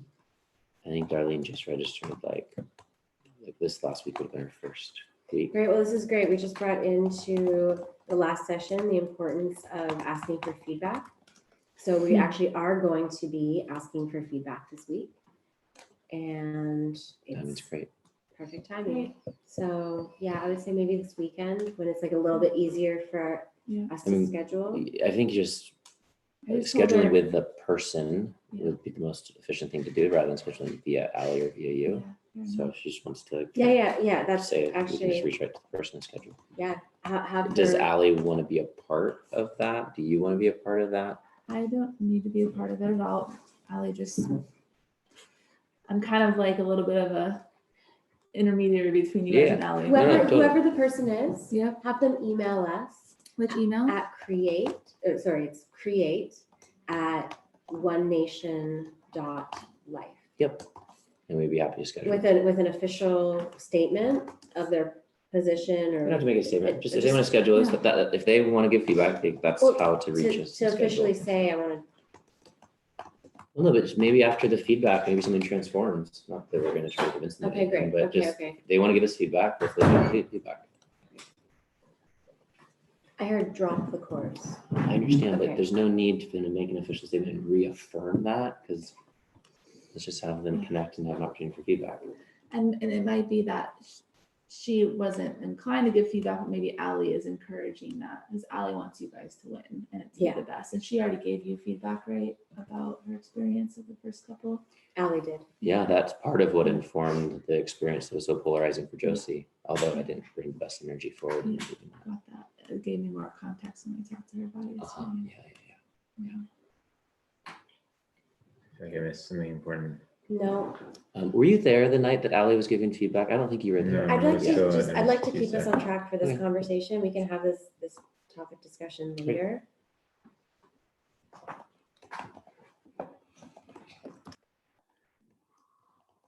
So Robert, how does all that partnership stuff land for you relative to your excitement? It's very exciting. I see an aspect of the partnerships that is Andrew's to do and a part of it that is mine to do. And we can work together in a very good way. And that was our Robert and I's very first conversation. So just to, like honor the lineage, Yeah. like partnerships was where we started our conversation On the couch, right there. we don't want to got here. Basically. And what's so miraculous is that the arc of your own transformational process, Robert, and who you were being when you arrived here and you're being now, being the necessary steps in order to actually be a Totally. coherent representative of the field in relationship to partners. Life is like, oh yeah, all right. Here you go. Great, you're ready. Just fluffed you up a little bit, chopped off some of the dead growth that you need to go compost. And another aspect of what I feel is important in this time is getting clear on the creation of OneNation.life and Life2020.com as websites and expressions of those unique aspects of the One Nation brand as distinct from the party. Because in the two conversations that came up yesterday, there was curiosity in how the political party was relating to the virus versus how a nonprofit is relating to the process and how a campaign is relating to the coronavirus. So it seems as though we are clear on One Nation's as a whole response, but distilling that into these three distinct categories and making them appropriate in the way that they're communicating about it. Yeah, One Nation Life is not communicating about it. It's Just not so that- communicating anything at all beyond this current container. That is correct. There's an energy came in that I think is Okay. necessary. It felt kind of strange.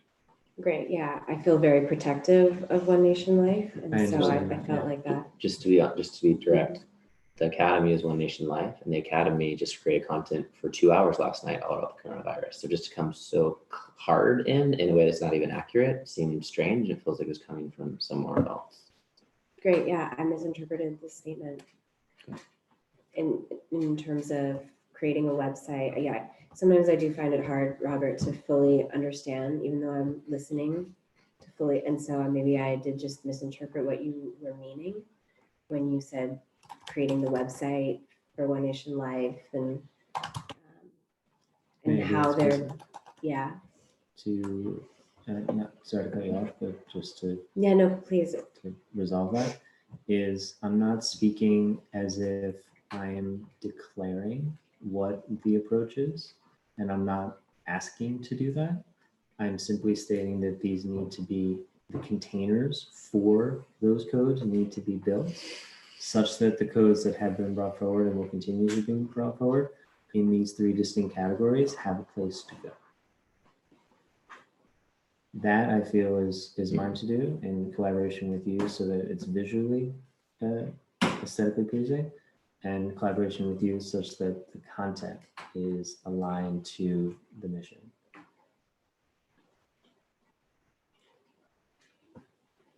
I hear him talking about the need for a One Nation Life website, and frankly, I agree. Yeah, and I guess sometimes my frustration is like, that's so many, it feels like so many words to just say One Nation Life website and Life 2020 website. It's like a whole lens feels like it's put over it to make it seem like it's like more than it is, or to like, I think see that it that- as more than just that, and I'm communicating from my perspective.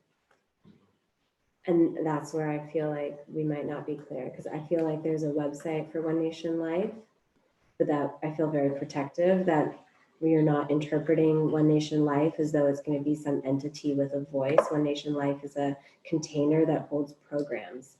And one of the program, There's an energy that I don't think is necessary. okay, And to name that energy from what I'm feeling is a attempt to, I want to use the word, stop me from saying or doing something because of your fear of me not doing it in alignment with what it is that you want to happen. Does that make sense? Maybe there's a deeper judgment that you're experiencing or articulating. Like, Yeah. what's your deepest expression of truth in this moment? I feel annoyed. I feel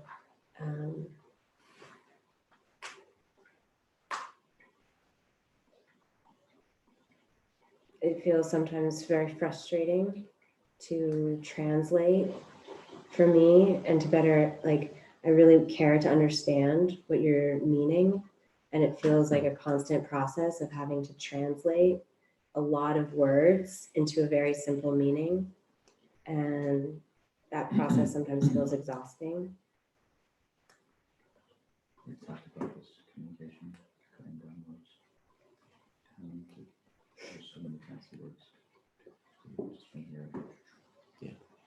The way that I experience your words kind of like a plane as opposed to like an arrow. And just kind of like the plane just keeps building.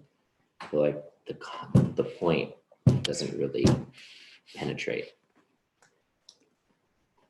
And this is a style of communication that I'm learning to reformat because I do appreciate understanding the plane before shooting the arrow. So I'm not just shooting an arrow into nothing, I'm shooting at a target that has been declared. I understand that. I respect that aspect. And also understand where it's coming from. So it's not just arrow going off into nothing from nowhere. It's starting here, it's ending here, and then The more we have group coherence, the more that those planes and those targets are established. And so it becomes redundant or unnecessary to fully articulate them every time. Like we're building a shared reality here. And so I appreciate the ways in which your building actually helps us come into a shared I reality. actually do as well. Yeah. And there's times when like, if my own experience is when I'm tuned in fully to the coherence of the field and I know what's been established, then I know, okay, I don't need to exhaust the energy of the field to re-articulate something that's already been articulated. I can just penetrate. I really appreciate what you're saying right now.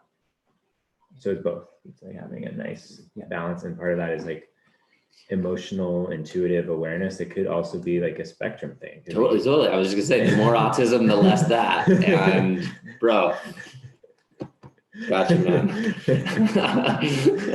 Then it's hard to tell. This is real. Great. So we're at 10:26. We still haven't talked about today yet. I need to request everyone stays Yeah. together Yeah. until we talk about today, and also want to stay in the methodical process. You may have finished. You may have gone yet. Yeah. but I today also really just want to say matters. that this can be a living document. We can continue to add things to this. We don't have to have like fully comprehensive or feel like this needs to be like fully solidified by the end of this meeting. Totally. I feel like we've created a lot and we can just keep revisiting this over the next few days and even over the next week, seeing it like a living document. Anything else you want to add, Robert? yes, one final thing on the membership front and on the partnership front and on the original conversation you and I had front, where we spoke of the creation of Kumu maps to organize how partnerships is functioning, how memberships are organized. We decided not to do that because the functionality wasn't viable. However, based on the conversation I had yesterday, a new program has come up that does potentially fulfill all of those needs. And I have a conversation with the founder of this tomorrow in order to fully assess that. Organizing humanities knowledge.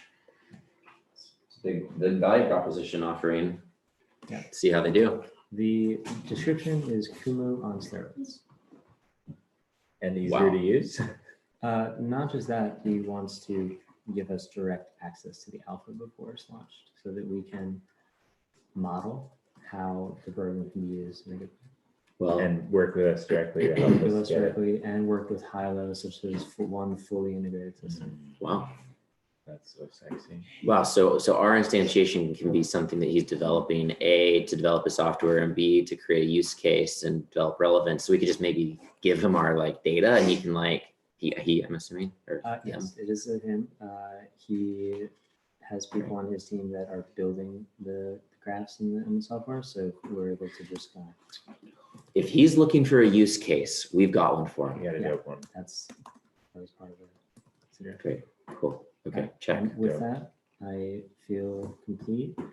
And on partnerships, adding conversation we had with Brittany yesterday, that there's a potential opening of connection to a very large organization of indigenous alliances. Which comes right back around to the UBay content and the UBay partnership and the whole thing, which we want to talk about media, which we want to get into today. And closing, this is all proxy.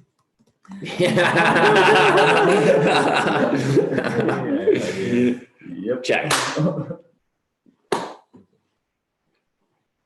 I have space to hear your quick dump and then get Yeah. into today. I'm gonna dump it, baby. It's a good time. Somebody- So I'm just gonna jump around a little bit. It's partially media, partially org dev, mostly org dev.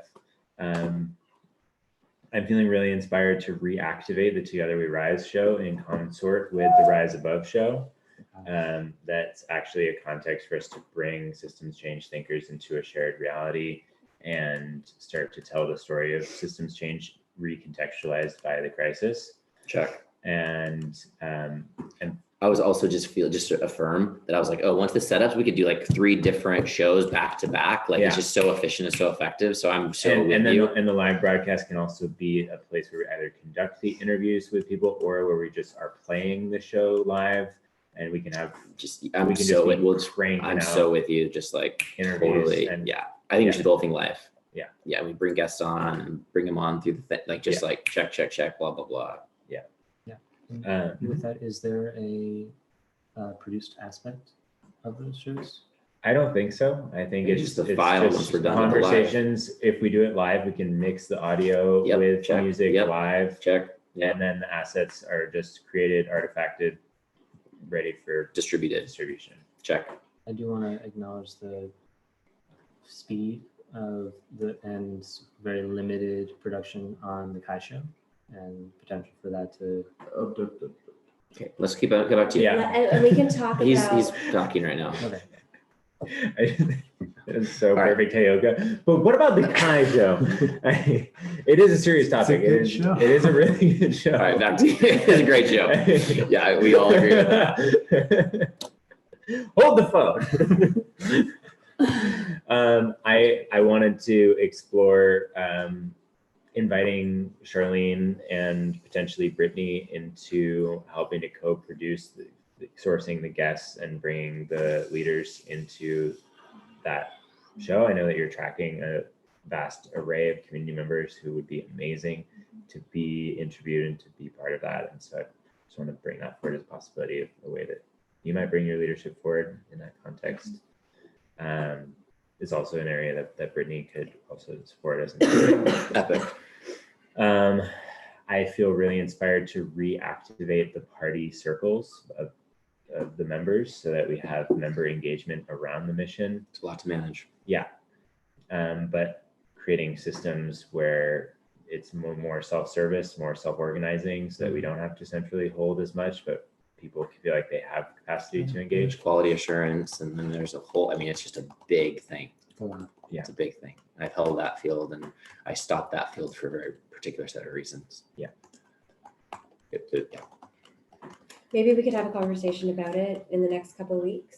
I'd like to, if I can just re-articulate it, it's like, it's just time for us to like integrate a more decentralized field in what we're doing, period. Period. Yeah. So, Yeah. so it's not that it's like member circles or anything. It's just like, we are creating a more permeable layer between our holacratic model and how we invite people into collaboration, but not because we're trying to create member circles, but because we're just creating a more permeable layer for people's involvement and engagement. Totally. So Yeah. let's do that at a pace that feels natural and organic. Yeah. But like, let's fundamentally shift our orientation so that we're not trying to do everything internally when we have a vast field around us that's ready to plug in. I'm with you totally, but literally the only reason we stopped doing that is because we weren't ready and coherent, and we need to provide central manpower to then integrate fully with a decentralized field and provide the leadership and stewardship of those domains and help them themselves to be interoperable and interpenetrating. Yeah, and my sense is that it's not going to be through a circle model that we establish that. It's going to be through individual engagement to like really empower certain people to do specific things, and then from there, like circles will likely emerge Yeah. where then we can do it in collaboration. But to get a circle and then have 80% of that circle just kind of like participating in the circle, but Every never now really and doing again, much, and yeah. sometimes showing up and we never really know. So And the flip side of that is the circle creates a context for people to onboard and find out what they're interested in relative to that domain and understand what's actually happening in that domain. And the idea of weekly circle calls for people that want to get more involved and share what's going on in that space allows them to understand the whole domain, get buy-in, and then over the course of a couple of calls, actually decide that they're ready to start take some actions because they're authentically like rearing up, or they've like you shoulds enough that you're like, oh yeah, how about you just do that? And like, okay, I will just do that. And now a role is born because of an increased level of transparency, and transparency begets interactivity, and interactivity begets roles. So I just want to kind of name that, yes, there's a certain dimension of that, but I'm also inspired by inviting people into the kind of circle, guild, domain space, and that their presence on a Zoom call doesn't take anything away. It just affords the possibility of their deeper engagement. And if we identify 3 to 5 people who are already super coherent and want to step more forward into leadership, they can actually hold the member circles. And then we just have one circle of people who are highly coherent that are going out into, like, at some point, there's like a fractal expansion. I want to integrate this all the way into our transparency initiative, because this is actually what we're really talking about. That by creating additional transparency for our meetings, it invites other people to listen in and potentially participate. And let's just do that well, where we get a set of meetings on the schedule. Like, for example, we have our content thing, our story thing, and we've already got listed a couple. And if we can get good at just getting these distinct meetings on the books, signaling to the field that it's going to happen, and letting them know that if they're interested in these topics, they can be able to be a part of a listening crew via Zoom, and potentially as have a space to signal in if they want to. Like, that feels like it just integrates everything we've ever talked about, and would be the natural birth canal anyways to even allow something like this to come through. Totally. So let's just do the transparency initiative. It seems that part of this conversation is part of the partnerships meeting as well, because if someone's going to lead a meeting, how does their own project get integrated in so that it's a whole, like looking at their own project through the lens of politics, perhaps. So we don't have to get into it, but I do see that there's perhaps a component there. If you want people to be sovereign and sharing, like stewarding things with one nation, what is the partnership model that inspires them to do that? Same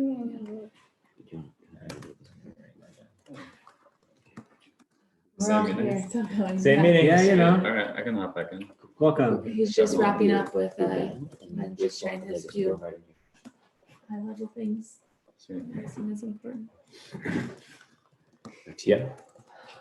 Definitely feeling the like readiness to. Yeah, I'm gonna just blast through this.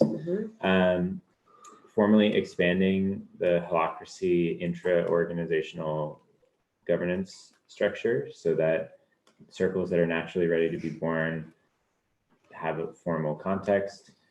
Leadership is established where the domains that people are feeling really inspired to take stewardship of, they have it like actual skin in the game and real authority and real responsibility, so that we can actually start opening up the channels for more people to plug in as they become coherent with those fields. I'm a total hell yes to you holding that. I would love to just integrate with you any perspectives that I'm carrying, but operationally, I don't actually even feel called to participate in that. Great. I'm happy to hold it. Okay. And then that, I think, will also help set the context for inter-organizational governance as a way to articulate the partnership conversation with the even more meta container that we can invite people into, that has a real systems and functionality that makes partnership meaningful, where there's a way to coordinate and make decisions together and consolidate capacities, which could potentially even result in funding moving into like a shared field where people say like our One Nation Studios becomes the media generating capacity for an entire distributed field of organizations that all need media generated. So just starting to explore that. Fundraising, really diving into the systems change narrative in the context of the crisis through media, and then partially through partnerships, partially through fundraising, building an initial roster of All-Win Policy Research Fellows that we can use to begin to raise more funds to give them small grants to do All-Win Policy research. So forming partnerships with the high-level individuals who I think, contextualized by this crisis, will feel much more inspired to actually, like, there's a realness that's coming forward here, where I think what we were waiting for, like us being real, in order for them to opt in, I think now they know that like the context is real Wow. for them to plug in. And they become fundraisers, And they they become become fundraising fundraisers. recipients, Yeah. contextualized by what they want to be researched around. Wow. Yeah. And there's a meta structure that holds that whole thing in a good way. Whoa. That's dope. Mm-hmm. You just freaking decentralized and distributed this thing. That's my intention. That's the spirit. Just all of this just came in a moment. It's the policy version of Earth and Sky Media. Dope. Wow. Meta structures are really important so that there's a coherence and homogenization of some dimensions while there's a total customization of other dimensions. Whoa. You got that? I was thinking like Evan Steiner is like the perfect example Yeah, of that. And he's 100%. living the house with Tristan Harris. 100%. right now. 100%. 100%. Forced slander. Everybody just Yeah. got a nonprofit. JP's house, Yeah. JP and Straw. Everyone just got a 501c3 in that moment. And it's not even a fiscal sponsorship. Yeah. Everyone ready to do system change research just got a context to fundraise for their own research Mm. in a way that's tax deductible Oh, to yeah. anyone they're asking for money from. Friends. All right. Dope. You're doing all right. Keep going. That's it. That's it. Okay, great. Everything on a high note. That's the highest to end on. So Yeah. based on all the amazingness that was just shared, I feel there is a need just to like in another meeting clarify that was so much more than 30 days worth, perhaps. I don't know, but just as like an invitation as a team to really like keep. You already have a few meetings on the map, and just to kind of keep knocking it. 'Cause, wow, that was a big cauldron for 30 day. We won't Well- forget. I mean, we right now we're doing what we need to do, which isn't about 30 days. Everyone's just saying what needs to be said right now. And One of I the actually feel like that's 30 days worth of work It is, because we created some big goals for March and you can break them down onto a week to week basis. And it's incredible. Like we know now what our domains are and this is a solid team. And so if everyone focuses on their domain and focuses on the next thing that's theirs to do, we really can, I believe, I would feel, accomplish a lot in the next month. And we'll have lesser distractions. I won't be going out partying. If anyone wants to do Molly. No Molly for me. No Molly for me. I'll meet you there. Once a year. I'll not even. I'll You don't contact even- I with you anytime. Can we talk about today? Yes. Are we there? I think we're there. Can I jump in? I feel really Yeah. hot Yes. today. Okay, great. We have a Heal US call.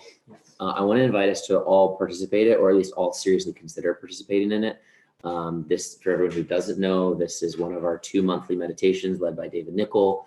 It is the meditation of the 2 that's focused on the United States of America. And obviously it's going to be about the coronavirus. And it's a way for us to energetically meet the field of America as a political vehicle, which is basically like the warm up. So we're meeting her at the etheric level to be like, we're here, we're loving you, we're sending energy, we're providing our stewardship. So Heal US is a really powerful context. I want to invite everyone to be on at 5:30.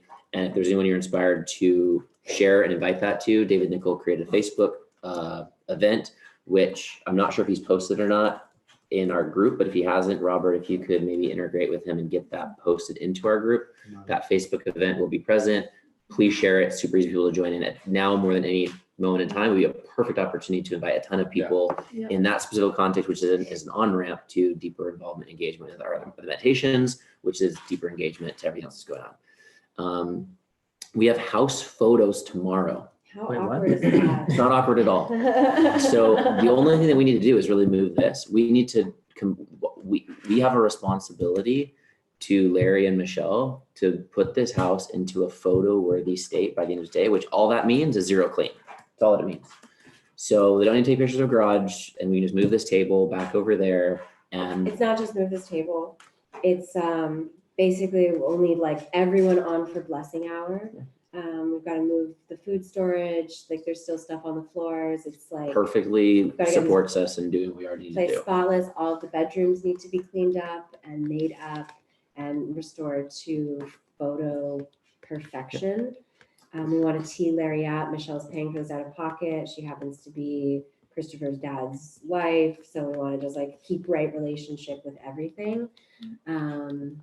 So yeah, We it's move the like, cars in the morning so that they can take a photo of the kind of driveway and garage which area. actually, this is all perfect because I think restoring the house to a place of what feels like we are fully settled really is the thing. Yeah. And Charlene, I understand that you just moved in. I don't know what that means in terms of your room, but like, It's done, basically. Just make it Okay, yeah, great. I'm solid. settled. It was interesting Yeah. how it was totally awkward, felt totally perfect. With just I a guess couple the moments. awkward thing is like having a photographer coming in. I was like, we're like on lockdown and now we have like some rando coming into our house and Michelle. So I don't know how we want to relate to that. I think that so there's a whole thing that I've been initiated into in the last day is actually like we can create a sterile environment. Like we can actually tolerate somebody walking in the house and taking some pictures and keeping our physical distance and letting them know the context we're in and asking them not to touch door handles and stuff or Anything. giving them a set of gloves before they come in. Like we can actually be so empowered to be able to enable somebody to come through the environment in a way that we don't feel fear because of our active leadership. So I feel like this is a perfect opportunity for us to like create a permeable layer that's both responsible and also not overly exclusive. Can you ask them to wear masks or bring a scarf to cover their? I think we can explore all of that. So Yeah. Yeah. It also opens up a larger context of like what's really going to happen with the home being on the market and like, so that was another part of what So felt awkward. there's an extremely clear agreement between myself, Michelle, and Larry that the only person they would sell to is somebody who commits to our lease throughout the rest of the year. So that's the only context. So we're in, December. we're solid. I mean, there's like 1% chance where somebody says, Larry, I'll give you $1 million to not have this thing or something. But Larry's pretty old school and he's pretty solid and he's given us his word and he's sticking with that word. And Michelle understands that's the context and they're only going to show the house to people that have seen the pictures, have the money, want to buy, and are agreed to the terms of us staying, which is going to significantly reduce the foot traffic of people that would see the house. And like this whole concept might, like 3 days from now when the Sunday thing happens, like this all might go down. So we're just kind of like letting them go through their emotions, just trusting nature and then going from there. But I'm not concerned around losing the house this year. I feel like we're solid. Great. And if we do, I We would keep moving. completely trust it and repivot. I really needed to step away 30 minutes ago. So just before I leave, can we talk about our plan for ceremony tonight? What the timing is, whether we'll have dinner, like we've talked about doing an equinox ceremony. Is Sure. that So the Helio-US call is 5:30 to 6:30. Correct. There's also an Evolution 2020 co-creation team planning Joshua invited us to from 6:30 to 7:30. Sunset is at 7. 7:30. I think. Is it 7:30? Oh, sorry, 7. Yeah. And it might rain. So if we want to do ceremony, there's an opportunity to do it in the evening and not have dinner, or have dinner after the meditation and then go to ceremony at that time. And I really want if everyone would put in an hour into the house. Yeah, Um, which Yeah, the house getting to 0 is what we need to do. I would invite that to happen before the meditation. What's the Joshua thing? It's just an invitation for collaboration that may be relevant for Andrew or Robert. Yeah. I'm Okay, that as great. accountability So it for sounds them. like, 5:30 to 6:30 is the meditation. Right. 6:30 to 7:30 is blessing hour Yep. and dinner preparation. Yep. If you aren't going to be there from 6:30 to 7:30 because you're going to join the Joshua thing, then please put in something like an hour hour. into the home Mhm. to help get us to a place where this is ready for photography, including bedrooms, including all of that. I would like some support with getting those cans out into the garage, and my Mhm. plan for them is to put them all in boxes right now and to put the boxes on the shelf. And so, Gonna jump in real quick to Yeah. save time. If we could just have a sync up at 6:30, a real blessing hour, like Okay. sync up, and like I would like to come together, make a really strong plan to get to 0 clean, and we do that from 6:30 to the time the dinner's ready, and that's like could be an hour and a half push. okay, great. Cool. Can we go? well, just for clarity, because there was talk around everyone around doing a microdose of mushrooms, which means we wouldn't have dinner at 8, right? We would eat. So that's what I'm wanting to get clarity on. Is there a ceremony tonight? Are we taking medicine? If so, let's have dinner before the meditation. I don't feel called personally to take medicine tonight. Yeah, I think for me personally, I'm non-committed because there's still Jesse Pye here. There's still a lot moving in the field. Yeah, So I don't for think things are me, like settled Maybe into tomorrow's a ceremony yet. better day to explore that. 'Cause I feel like Equinox is usually a 3-day arc. Like it's Yeah, like a it's- phase. It's not like a day. I agree with that. Tomorrow intuitively feels better to me. Great. But I do feel the important, whether there's medicine or not, I feel the importance for the ceremony for us to anchor in that way. I feel really aligned with that, and it could be Friday, it could be Saturday, but I feel like it's gonna be like after like we like action a bunch of stuff and like Yeah. the energy actually feels Yeah. like a natural pause. Let's do ceremony there. There's a natural and we get creative, but having the space all clean and ready for us, like having that be our ceremony today, let's maybe put some music on and let it be a prayer in action. And then tomorrow we convene on what a theater ceremony might look like. So can we commit to 6:30 here at the couch for a quick sync up around blessing hour and have a solid 90-minute push with 2 people spilling off to be able to tend to dinner? Yeah. Cool. Yeah. Great. Check. Okay. I'm still moving through today. Hit it quick. Timing on the broadcast. Which broadcast? The- That's the very next. That's one of the next things. Thank you for that though. Academy prep, real quick for you guys. This is relevant. I'd like to propose that we do Academy prep similar to last time, meaning that I'll produce an outline and a draft and we come together, meet around it. Are you guys okay with that? yes, I'm okay with that. Great. I'd love in I the feel fine with us just doing that next week. in the folder. I've created a spreadsheet, which is a checklist. And I'd love for us to see if we can use that this week, just for our own sanity. Like, did the email go up? Check. Did this? Who go up? stewards that checklist is done? We need. I would like. Foster. Great. Thank Yeah. you. Check. Okay. Then And part of that, I'm committing today to sending out the readings. Yes. I have readings currently Great. available for the last module, and I'm going to create them for the next module. Great. So I was just going to get into that as well. So Robert, can you create the partner assignment today? Yes. I'm happy to produce a draft of what that email was going to be, but it sounds like the reading assignments are going to be ready. So we don't need a Thursday and a Friday. We could actually bring them all together. So let's say by end of today, the email goes out, partnership assignments, the link to the module from last night. Can we get a steward for who's going to get that module online with a link? Because if we can do it all together, we're really classy. They get partner assignments, link to rewatch, the link to the PowerPoint presentation and/or downloaded PDF, and the reading assignments for the go forward. Is there any aspects of that we need to cut out? Nope. Then I can take it down from the cloud and put it straight into. Great. Same as before, name, titled, unlisted, link kind of thing. Just a couple more minutes, but we're almost done. Okay, great. So then it sounds like you and I are probably gonna. I feel like I want to just produce a draft of it. So by the end of the day, that it goes out and it has all those elements. Is that cool? Today. Due day. I think that you would be the final steward to make sure it goes out because you just claim responsibility for the checklist. Yeah. Great. And then I'll also generate a survey, which I'll share on the Academy for any feedback.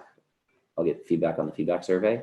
And then that feedback survey goes into Dazed as well. So there's a 5-facet email going out. Today's transmission is the next thing. Mhm. What time makes sense for that? It seems like it's in the afternoon. Unless we want to do Yeah, I potentially think nighttime. it could be like 4 to 5. 4:30 to 5:30. Yeah. Let's say 4:30. Then straight into the Helios.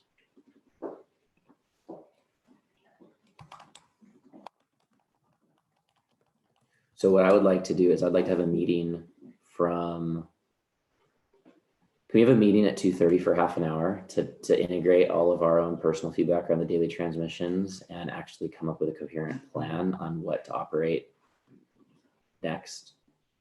It can be between you and I, or likely involving Jonas, maybe involving Robert. On the daily transmissions? Yeah, just so we can actually integrate our own internal sets of feedback. Yeah, I'm aligned. Great, 2:30. And 2:31. 2:30 today for half an hour, right, leading into the meeting with you. Okay. To work and bring on time. Great, we'll talk about the website another time. Check. Okay. I know everyone's like super ready to get the flip out of here. I told Brittany that we would call her at the conclusion of our morning meeting, which I thought was going to be 2 hours ago. Yeah, Um, I think I'm just finished. Oh, sorry. and I would personally really love to have coherence and make a decision today. And I feel like it necessitates group conversation. Right. I've been intermediating and it's been slowing down the whole process. I'd just like to. I feel like I want to have a conversation with you around what's going on with Jess, Okay. around what's going on with Her vision is to leave today and for Kai to stay here. And that is just a simple context of our typical 4-day, Thursday through Sunday, which creates a lot of space for this experiment to run in a way that's not like saying anything major, but could potentially create a new scenario Yeah. that we live into. So for me, that wants to be integrated from a family dynamic. And then that conversation I also feel wants to be held by the team of adults who would ultimately be responsible while also acknowledging that we'd be the ones primarily responsible, but kind of determining together how we can all work together to actually make that work. So that it doesn't overburden any one of us or cause a negative impact on a child. I do agree with Sophia that oh my gosh. I do And- agree with Sophia that sequentially that does feel like the thing to do before we have another Totally. conversation. So I think nature isn't creating, it would feel like a contrivance to say yes to this prematurely. Yeah, I can't say yes yet. Yeah. And I so acknowledge the importance. I acknowledge her readiness to move. And I'm like right where I was in the beginning of like feeling like I'm like 98, 99%, but like can't cross that threshold until I have further clarity. And every day since that conversation has been me seeking and investing into finding further clarity so that I'm empowered to make that choice from a place of like full integrity. And so that's my context. And it seems like things got more clear last night. And I feel like maybe we could have a conversation around the implications of Kai being here, all of that. I think we just schedule. At some point There's today. multiple conversations to schedule, to be able to meet that whole thing effectively. Does Brittany, is she just like waiting for the thumbs up, basically? Mhm. Yeah. Yeah. Yeah.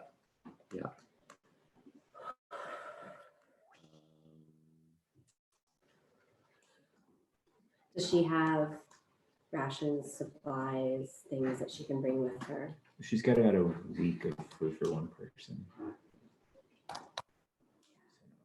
Also, part of my concern is like, I We think can do that someone's gonna, systematically. someone's gonna need to go back out. I think we're gonna need to bolster up our supply. I believe that we're gonna have another couple grocery runs before things get weirder. I don't intuitively feel that the grocery stores are gonna close anytime too soon. And that they might never close, and they might just, it might be weird, but I think they have to keep those distribution channels open. And I'm with you, Robert. Let's do that before Sunday. Mhm. Okay. Maybe we can close out our meeting and just take it from there. Benjamin, I would love to give Brittany a response before the end of today so that she's not waiting another day for us to get to our clarity. That would be great. Yeah. Oh, God. This is exactly what you're supposed to do on the spring equinox. We couldn't be more perfectly gripped to the solar cycles. It's an integration. Nature is very pleased. I just got Welcome. Together We Spring. Yeah! Kai, you want to count us off? Do you want to get in here real quick? Come on. No? Okay, at least count us off, okay? 1, 2, 3. Together we spring!